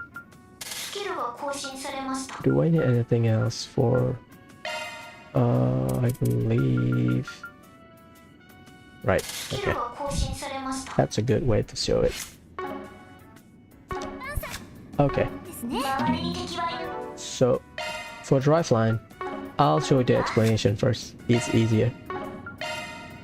I think once you understand the icon, again, context context matter, we are playing in Japanese, and if you are illiterate in Japanese, remembering the color of the icon helps when it comes to short skill. So the first one, it's basically the art version of impact skill. You have your boost. So if you use, let's say, earth, if you use let's say wind or earth art, it will boost their damage. That's basically it. So it's just the elemental version of the impact skill. So under that is, under the boost short skill, that is voice breaker, and the shield, the crack shield, is spirit breaker. So decrease art when using offensive art, and decrease art defense when using offensive art. So basically works like shield breaker and sword breaker. And then we have voice breaking assault, shield breaking assault, again art version of the physical attack, the physical version. Basically only activate, only inflict art strength and art defense down when you deploy shard, i.e. when you press square, when you deploy shards, when you play in turn-based mode, or when you start, or when you change from action to turn-based mode. That's basically deploying shard means. So again, situational, but it's good. Third, my favorite, you see the blue ball thing? Yeah, the one with circle in it. That's Arc Feather. Basically adds follow-up attack after you cast art, and it has delay. Arc Feather has 5 delay value, and then we have Arc Feather 2 and upgrade, and then the spiral thing, the helix thing. I don't think you can see it clearly, but it's, yeah, it's sort of clear-ish. Sorry, my bad. That is Cataract Gain. Cataract Gain works like Pandora's Master Quartz bonuses. Your extra your damage, you will recover EP based on your damage, so that's good for art user in terms of self-sustaining. And then the bottom one, the ball one, is the Avenger spell, counter arts after evading enemy with magic attack. I've never gotten it, I've never used it. It's situational. I don't think there's a lot of magic attack, at least from enemies. Okay, let's go in my Xipha. I'll talk about the meta game. So the meta game in this game is this. Every line has their own base in slot for short skill. I'll go over every line later on, but I want to focus on arts because, or drive line, because most people that play the game will abuse this. Arc Feather, follow-up attack after you hit with art, right?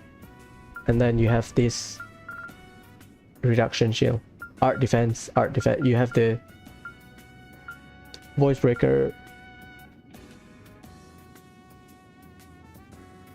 You have voice breaker, spirit breaker. They just come because you need to fulfill the Arc Feather condition. So the meta of the game is using high tier or chain art with high chain hits and stack them with Arc Feather. That's basically the meta of the game. And you equip your impede quartz, which is this impede 3, add 3 delay, and add 3 delay. So you should basically stack impede 2, impede 3, and for everyone you can get Arc Feather, at least Arc Feather number 1. This is Arc Feather 2, Arc Feather EX. Basically you do just that. Stack Arc Feather, spam high chain hits art, and delay the bosses to oblivion. That's the meta of the game. And for someone like Judith and Fairy, you can get Cataract Gain. What? Oh, I don't have it. For someone like Judith and Fairy, you can get Kata again. スキルが更新されました。 Is it Limbaum? Let me see if I remember it. スキルが更新されました。 Limbaum. Okay.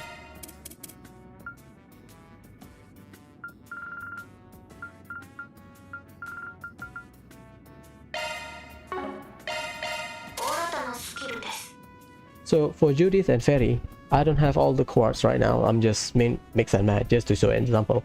For Judith and Fairy, you can build both of them as a very high costing EP nuker because they have Kata again. Kata again, as I showed earlier, the damage you deal, you get refunded your EP. So you don't have to worry about Judith. You can just spam high EP arts with Judith and she will delay because she's just that good and do not have to worry about EP. I think you can get it with Fairy because they both have a Mirage slot on their drive line. メンテナンスを開始し So the ます。 meta of the game, first meta of the game, delay. And for Judith and Fairy, build them with Kata again. Try to get Kata again. Look at the elemental value of Kata again. Try to get that Kata again. That's how broken there is. It's there. Both of them are so good. Fairy is a great buffer. I think she is second to Alisa when it comes to buffer. Alisa has dodge, insight, CP gain. Fairy has physical, magical attack increase and CP gain. So good. I love it. And then last one, we have extra. Give me a sec. Boom. We are good.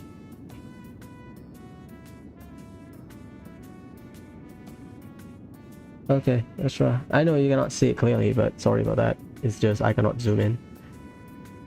So the icon of a person flexing, that's the starter shard skill. Depending on the color you have, if earth, it buff your you will get, if you use earth, you get guard starter. Basically when you, after you press square, you deploy your shard, whatever you want to call it. Like I said earlier during my very shit testing, that's sort of the buff you can get. So that's the starter skill. So if you have earth, you will get guard starter. If you have water, you get HP regen. If you have fire, strength. If you get wind, you get insight. You get speed. If you have time, you get speed. Space, arts increase, mirage, you get stealth. Basically it. So the second ball, oh god, they changed it, the order, damn it. So the ball thing, the ball with cross in the middle of it, again, it depends on the elements you use, is the charger skill. Wait, what?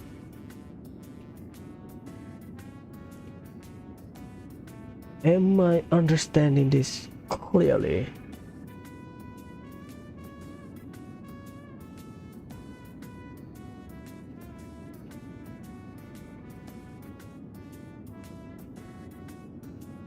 Give me a sec. Are they missing?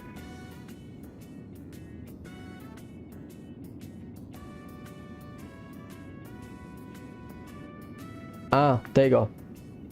So the ball thing, depending on what kind of elemental value you have, you either got Forte, you got Crest, or you got Quake. Basically, they buff your strength at the start of your turn. Again, turn-based mode. Or any turn in turn-based mode. So you got strength up. Again, activation chance 50% when you're in level 1, 100% when you're in full boost. That's the ball with the crossing, again depending on the elemental value. Sorry, I was confused a bit because the arrangement. Okay, then we got the capsule bottle thing icon. That's again depending on your elemental value, you get HP, charger, basically recover HP after battle, which is good for long dungeon crawl. We got EP charger, we got CP charger, so that's sort of the, you know, sustain shard skill. And then after that we got the eye thing. The eye thing you can unlock at the start of, I think, chapter 1.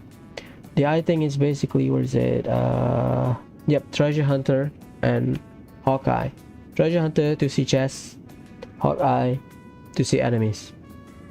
Yeah, and the elemental value is very low. The base quartz value for, you get 2, 4, 6, I think, the elemental value for each tier of quartz. So tier 1 quartz, the smallest one, they have 2 elemental value. Second tier, like strength 1, 2 fire, strength 2, 4 fire, strength 3, 6 fire. So you can get it pretty easily and pretty early in the game. So that's it. So, and then leg breaker, the top one, leg breaker, you can inflict slow when using attack and craft. Good. This is a great skill, because if you manage to activate it, you can delay the boss and make them slower, so you push them away from the AT timeline further.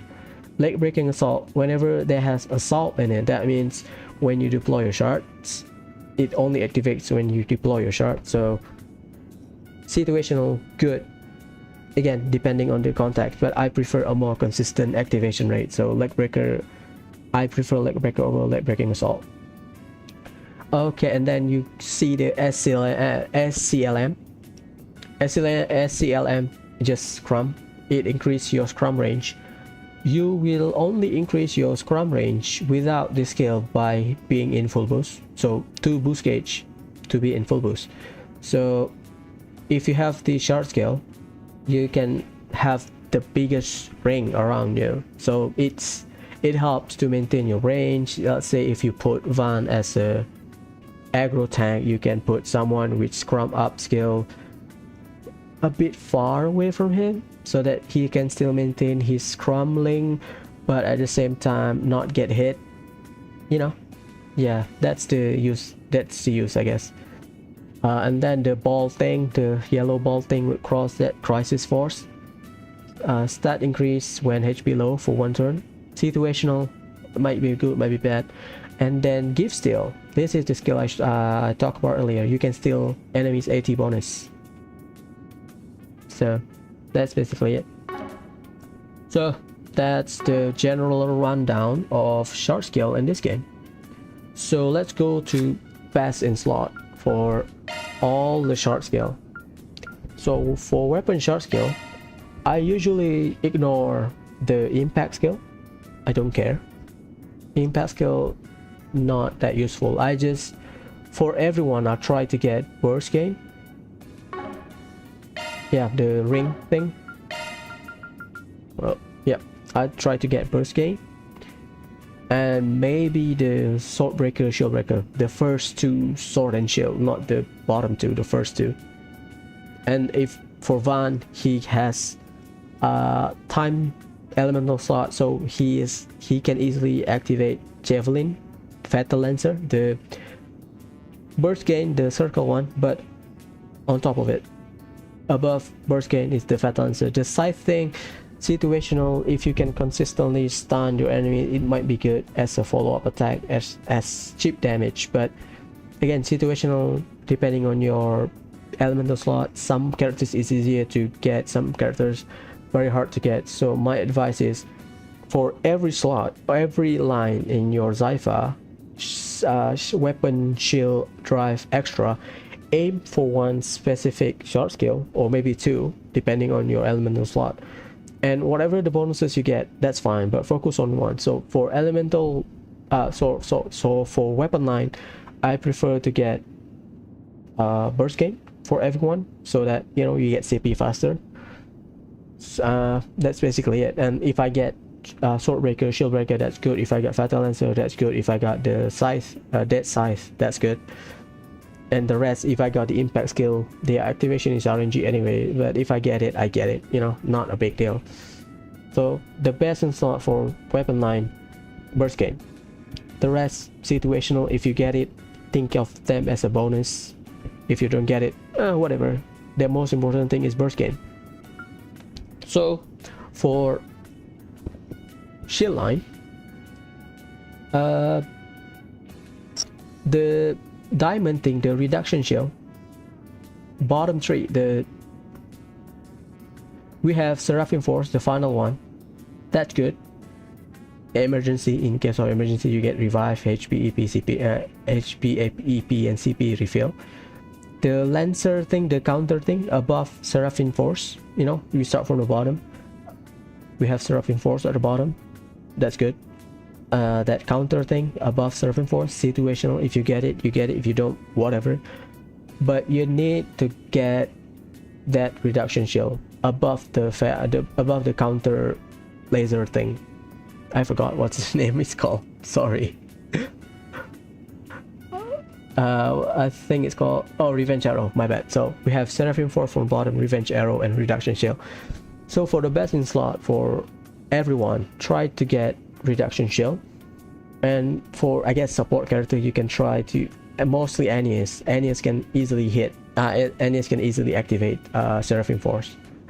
Not Seraphim Force. So try to get Seraphim Force and Aeneas, maybe reset, and try to get Reduction Shield on everyone.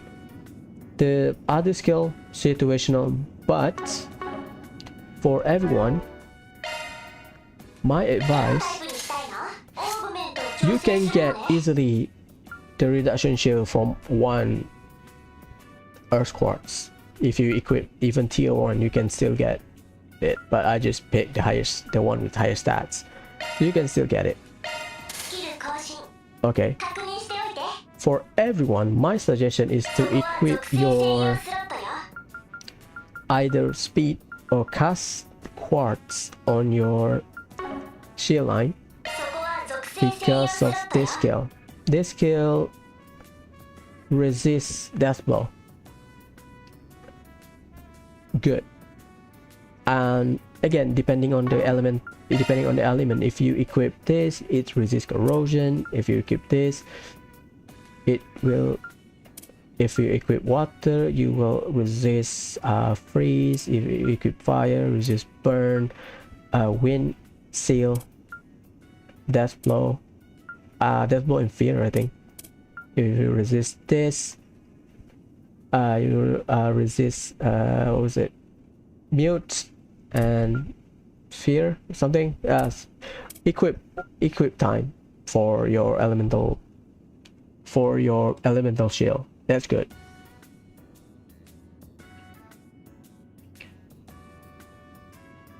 It's good. It's really good. It helps you. Wait, let me check. Oh, okay, my bad. So, okay. So, my bad. You don't have to.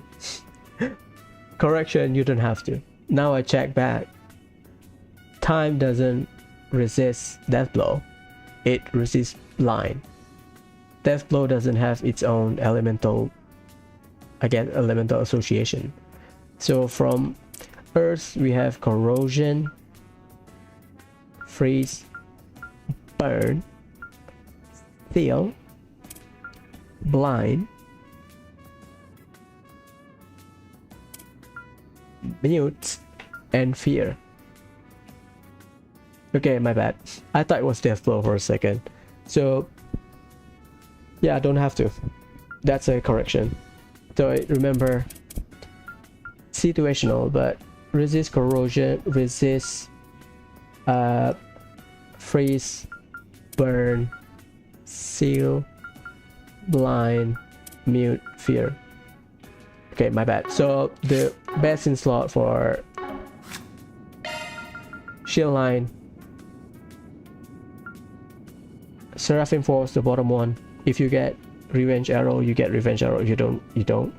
And the reduction shield. The rest, the HP, the shield ones, the HP, CP, blah blah, Forte, Crest, situational. If you get it, if you get it. If you don't, doesn't matter. It's bonus. So art line, only 2. Arc feather, Cater again. So the bottom 3 arc feather, the two ball one, and the, let me show you. It's hard to see. So arc feather, this is arc feather. You can get it from everyone. It's very easy to get to fulfill the elemental value requirement. And cataract gain for Fairy and Judith, very easy to get. For the boost one, where is it? The boost one, the top one, the elemental boost, think of them as impact skill. Whatever you get, think of them as bonuses. The assault thing, the breaker, the magical breaker thing, situational, if you get it, yes. The ball thing, you will not get it. The bottom one, you will not get it. The magic counter one, you will not get it. Because I don't actively try to get it. So aim for arc feather, and for Judith and Fairy, cataract gain. After that, whatever you get, bonuses. So for extra line, a lot of things you can get. Most of them are good. You can get the starter thing, you know, the person flexing. You can get extra stats at the start of your turn. You can get the ball thing that can buff your stats depending on the activation. It's RNG, but it can activate whenever. You can get the capsule bottle thing, refill after battle. That's good. But first and foremost, try to get the eye thing, the chest one and the monster one for your starter character, so that you can see stuff on the map. And then try to get the leg thing, the leg breaker thing, so that you can inflict slow. The bottom one, the leg at the top, at the bottom, look at eye with the monster icon, the bottom one, yeah, but the bottom of that icon, that leg thing. Scrum increase, situational, if you get it, good. And still 80, the bottom one, the blue ball one, situational, but if you get it, think of it as bonus. So extra have a lot of leeway. So basically try to get try to get burst gain, reduction shield, arc feather on everyone, and the rest put it on extra line. So basically that's the rundown of Xipha and Holocore. So let's go to, and charge scale, let's go to Arch Driver. Arch Driver is short. So Arch Driver, Holocore doesn't, I'll explain a bit more about Holocore. Arch Driver is a plug that you can install on your Xipha. So all of them comes with a preset art in this slot and custom slot where you can you gotta do it now, damn it.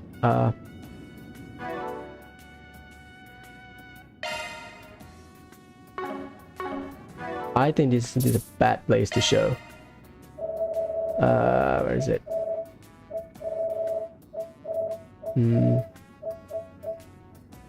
Is it here?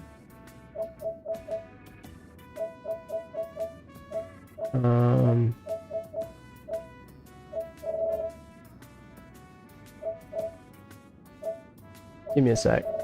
I think I should use the one at the end game save. For example, let's go. No spoiler, don't worry. I want to show you part plugin. Man, how long it's been? What, 2 hours? Damn. It's me rambling, sorry about that. So for Art Driver and plugin, where's the Ortman shop? No, not here. Okay, we are at the Ortman shop. Okay. So every Arch Driver came with their own preset parts, and you have custom slot when that you can equip with your plugins, but you can only mix and match and switch out your plugin at the shop. I'll show you later on. but you will get one art driver that has 使えるアーツが変化したわよ。 all custom slot like this one. Yeah, so you can mix and match. So basically holocore doesn't come with their own arts like master quartz. So what you need to do is you can mix and match based on your art driver, but almost art driver covers two elemental elements. Two basically each art driver, like this one, it covers wind and time.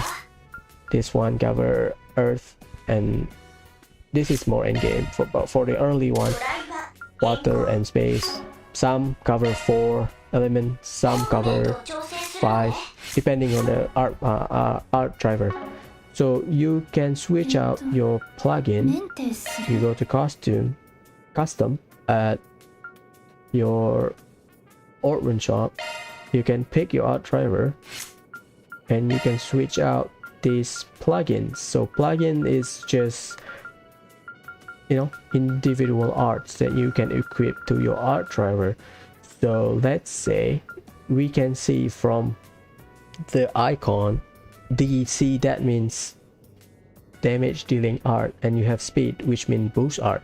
So during early game you do not have any healing arts, but I prefer to heal with food. But if you want to heal with art, you can equip Tear and Tiara later on. Tiara, right?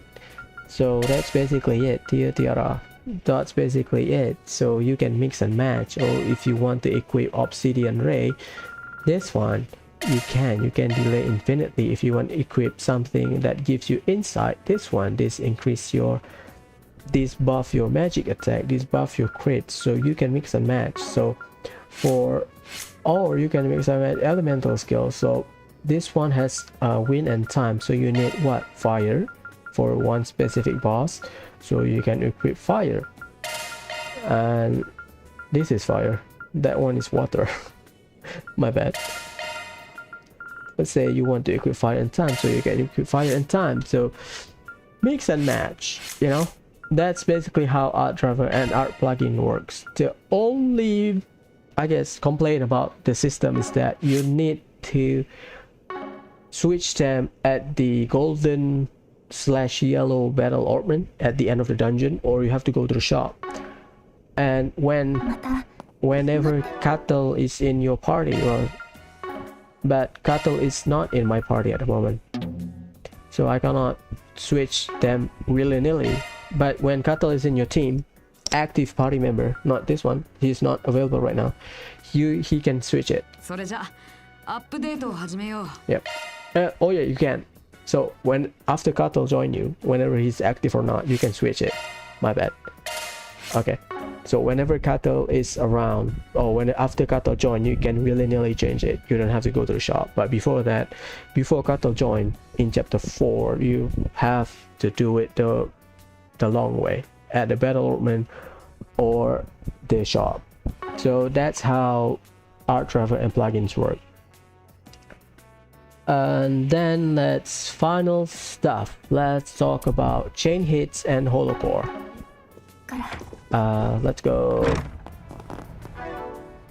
Let me fix my build first, and then I'll show you some suggestion about the build, blah blah blah. Let's go to the early dungeon, basically the dungeon earlier that I use here.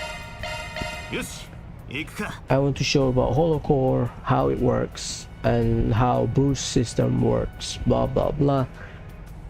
Basically, let's talk about boosting first. Let's go into battle.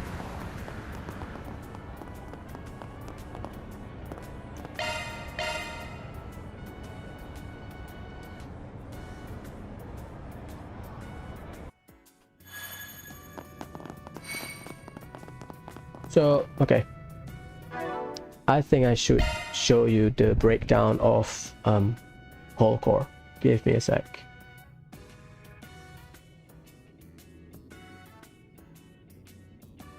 Okay. So there are a total of 15 hollow core. I think this, yeah, whatever, that's good. There are 15 hollow core in the game. They are all max at level 5. I think you can see it. I just covered their effect. That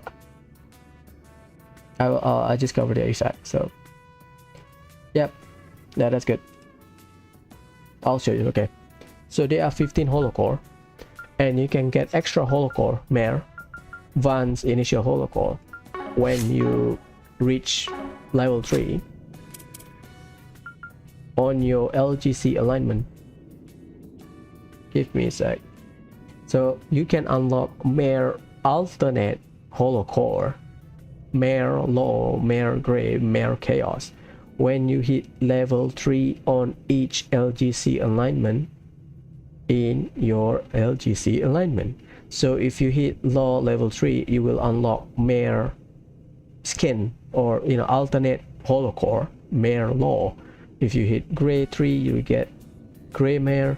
If you get chaos level 3, you'll get mare chaos. So in game it's this.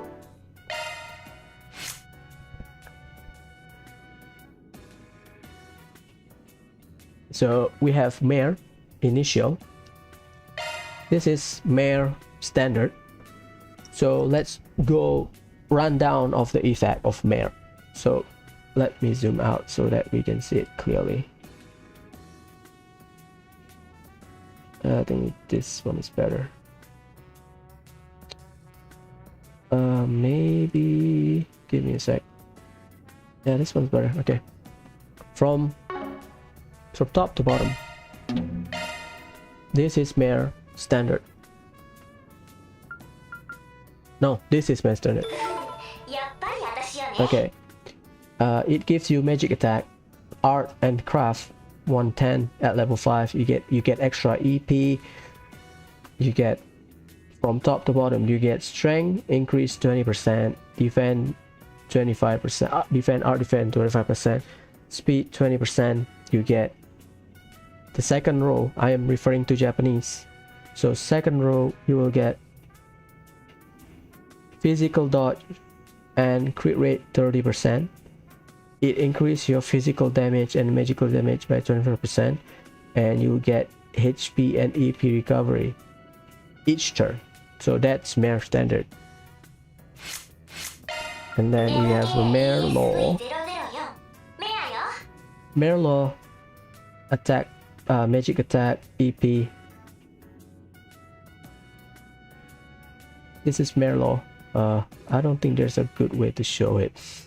It gets so big. Yeah, because I want to relate to, yeah, that is better. So going back,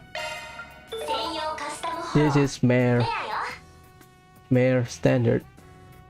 That's the boost. This is mare law.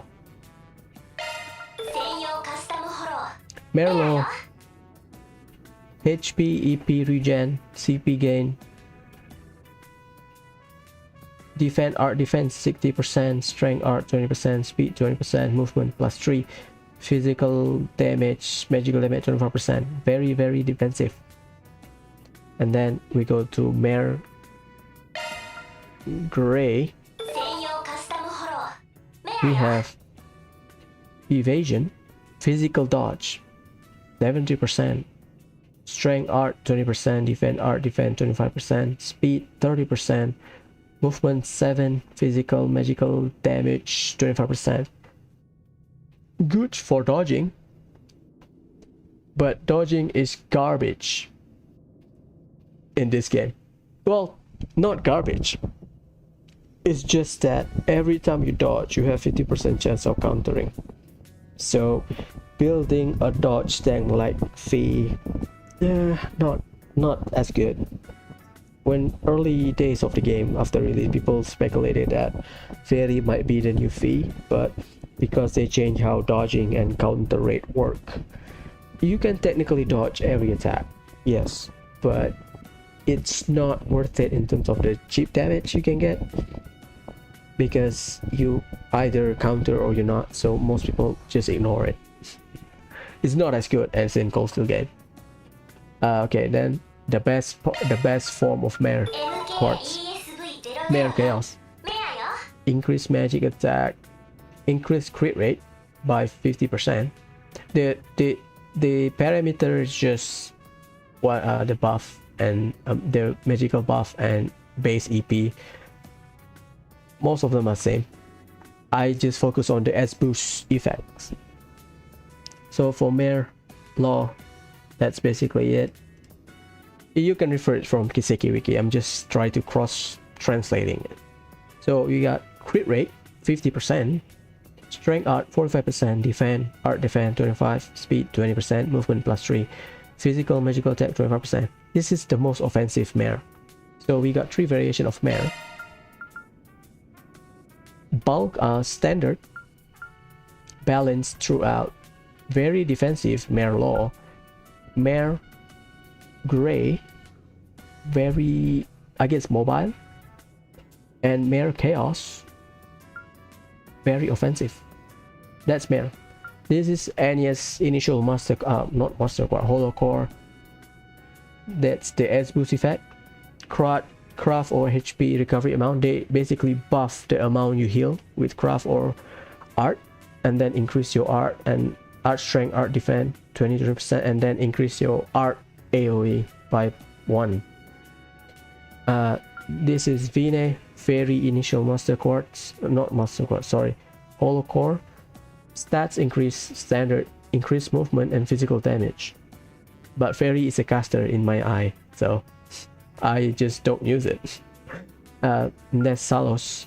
You get it for free during you can see it here, main chapter. You can get it for free. This is a very, I guess, standard. What's the standard holo core? You get hit rate 100%, physical damage increase, and HP regen. Very standard, very generic. I don't use it. Cameo, Aaron Way, his initial holo core. The boost effect is from top to bottom, cross comparing from the Japanese text. Count and chance increase 100%. So this is the quartz you want to use. If not quartz, damn it, this is the holo core you want to use if you want to build a dodge tank. I mean, it's not as good as in previous game, but if you want to, you can. But you need to make sure you activated your holo core. That's, I'll show in battle effect later on, but holo core is conditional master quartz. I'll show the effect later on, but okay, focus on the effect first. So counter rate 100%, dodge rate plus 50%, so you can get from base stat 50% and add it from holo core activation. Okay, strength, physical damage increase standard, and counter rate and counter damage 40%. Good in general. And then Karabia you get for free in story. This is a crack holo core for physical attacker. I give it to Aaron. Increase strength 50%, but decrease your defense and art defense by 25%, and increase your physical attack 40%. So this is very physical centric holo core. Next, C3, reset initial holo core. Increase your S boost duration by 1. So whenever you are in boost level 1, you have 2 turns of holo core activation. So whenever you are in full boost, you have 3 turns of your holo core being activated. So C3 at once you have 4 turns of your holo core activation. And then defend, art defend, physical and magical attacks, that's standard. Next you have Otis. You get it in story. No stat increase, but just increase your magic attack and your casting time. The Japanese version is a bit weird because they use positive, like in English localization they use negative. So in English, reduce casting time by 40%. So in Japanese, I guess increase casting speed by 60%. So it's positive negative thing. Okay, and then Raim, that's Katel, I think that's how you pronounce his name. Katel Salision. That's his initial holocore. Regen EP. The first one, the EP one, is reduce EP cost by 60%. Reduce EP core by 40%. But it reversed, so I don't know how to translate it. But it reduces your EP cost by 40%. Increase EP recovery every turn 9%. Magic damage standard 25%. Okay, you get this from a test. This is the most front-loaded holocore in the game. It gives you HP EP regen. It gives you stat increase. It gives you damage increase, physical and magical. It gives you hit rate, evasion rate, and crit rate. 35% crit rate, evasion rate 50%. This is very front-loaded. It doesn't have any gimmick. It just gives you straight stat increase and buff. Like like Otis is, I guess, niche build, very, I don't want to say situational, but very focused on build. Like this one is very front loaded in terms of stat gain. So yeah. Gap next is Gap, right? Yep. Gap you get for free in the story. Increase S-Craft damage by 100%. Yeah, they haven't updated it. It's 100% S-Craft damage. And then reduce your delay by 25%. I think that reduce your delay by 40%. Again, positives, negatives, Japanese. Ooze, I don't know how to pronounce it. That's Judy's holocore. 90% chance to absorb magic attack. Why is 10%? It's kind of weird. I don't know. I think 90% chance to absorb magic attack. Physical magical damage, straightforward. Lorray, you get it from achievement. B+. Increase your art cost. Increase your EP cost by 150%. And increase your art damage by 100%. And then you get the stat buff, ATS speed, and then magical damage. So Lorray is good for Judith. I use it on Judith, so she doesn't have any, because Judith has Cathar again, so I just put it on her. So she doesn't have to worry about her AP cost, because she can get it back through the damage, and with Cathar again activated, she will get refunded back. Next, Nagi, situational. Increase, this is Burgard's initial holocore. Burgard, if you know, you know Burgard. Increase your speed, increase your crit rate, physical damage, standard, straightforward. At the very least, you can use the crit rate buff for your art user so that they can get 100% crit rate at the very least. And then Bathim, story, basically niche holocore, only useful, not only useful, but the main gimmick is against stun enemies. Situational, I don't really use it, but yeah, it's good enough. So let's take a look at how holocore applies in actual battle. Let's see. I'll show more about the, where is it? Okay, fan. I haven't built my fan.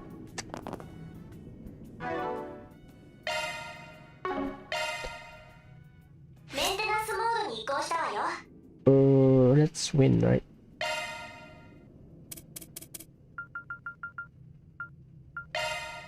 Let's steal it from someone. I just want to show you something. Delay 3. Fine.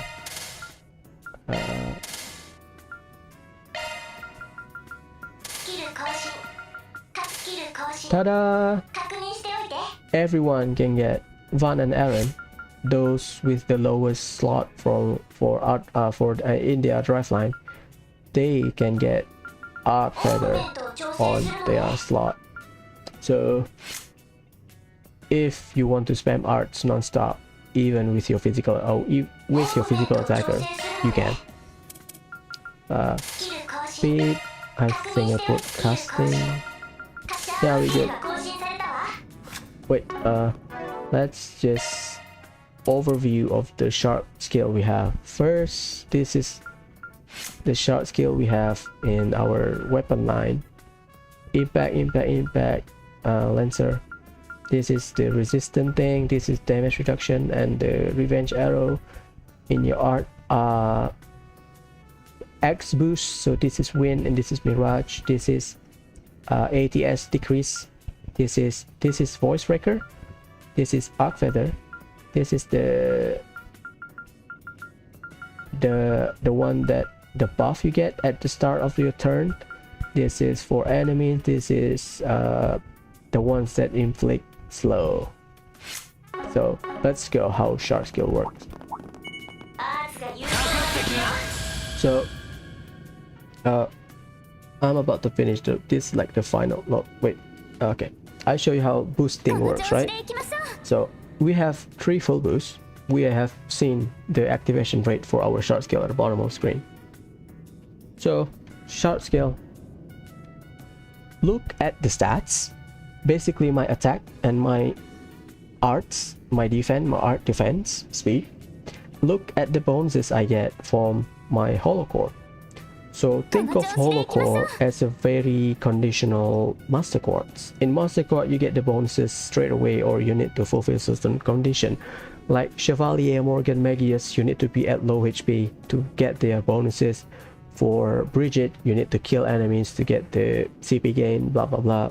That's basically it. For holocore, you need to get this buff, these effects, you need to be in bonus. You need to be in boost mode, at least level 1 boost to get the effect. So I am gonna activate my boost. Boom. Look at my stats. You only need to be at level 1 boost to get the effect. And then I'm full boost, level 2 boost. My stats doesn't change. It's just... So try to be in at least level 1 boost for every battle. If you can be in full boost mode all the time, that's great. But if you cannot, then try to be in at least level 1 boost so that you can get these bonuses. Also, my complaint about the HUD. Yeah, that's so cluttered. Sometimes I cannot see the stuff. Unfortunately, I'm colorblind, my bad. So again, full boost, you get the stat increase. And then chain hits. この調子でいきましょう Maintain your chain hits.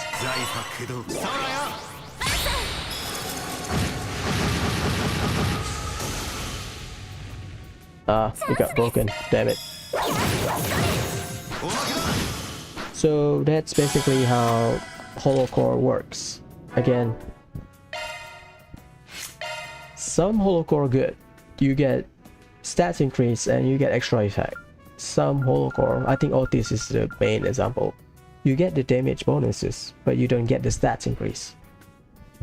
Unfortunate, because it's a great holocore. Because, you know, casting time reduction, amazing.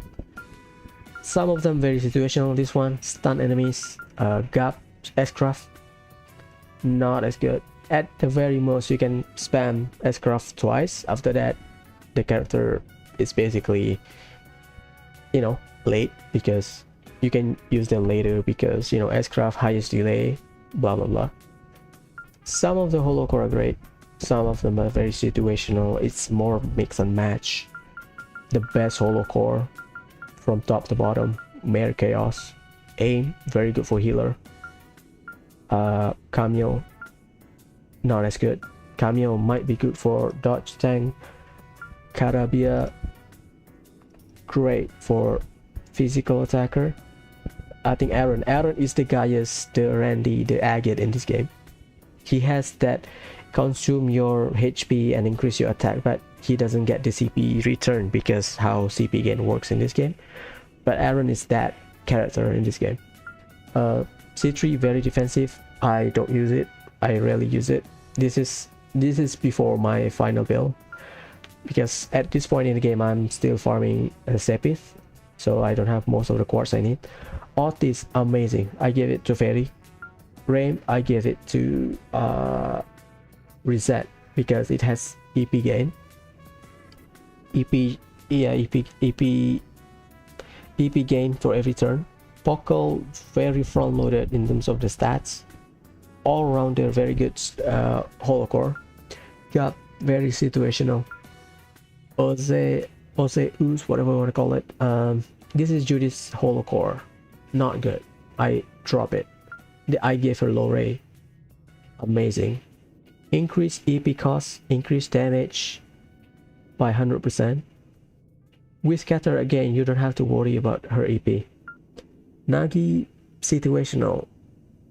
At the very least, you can use it for the crit rate increase 50%. Batim, stun enemies. Situational, not as good.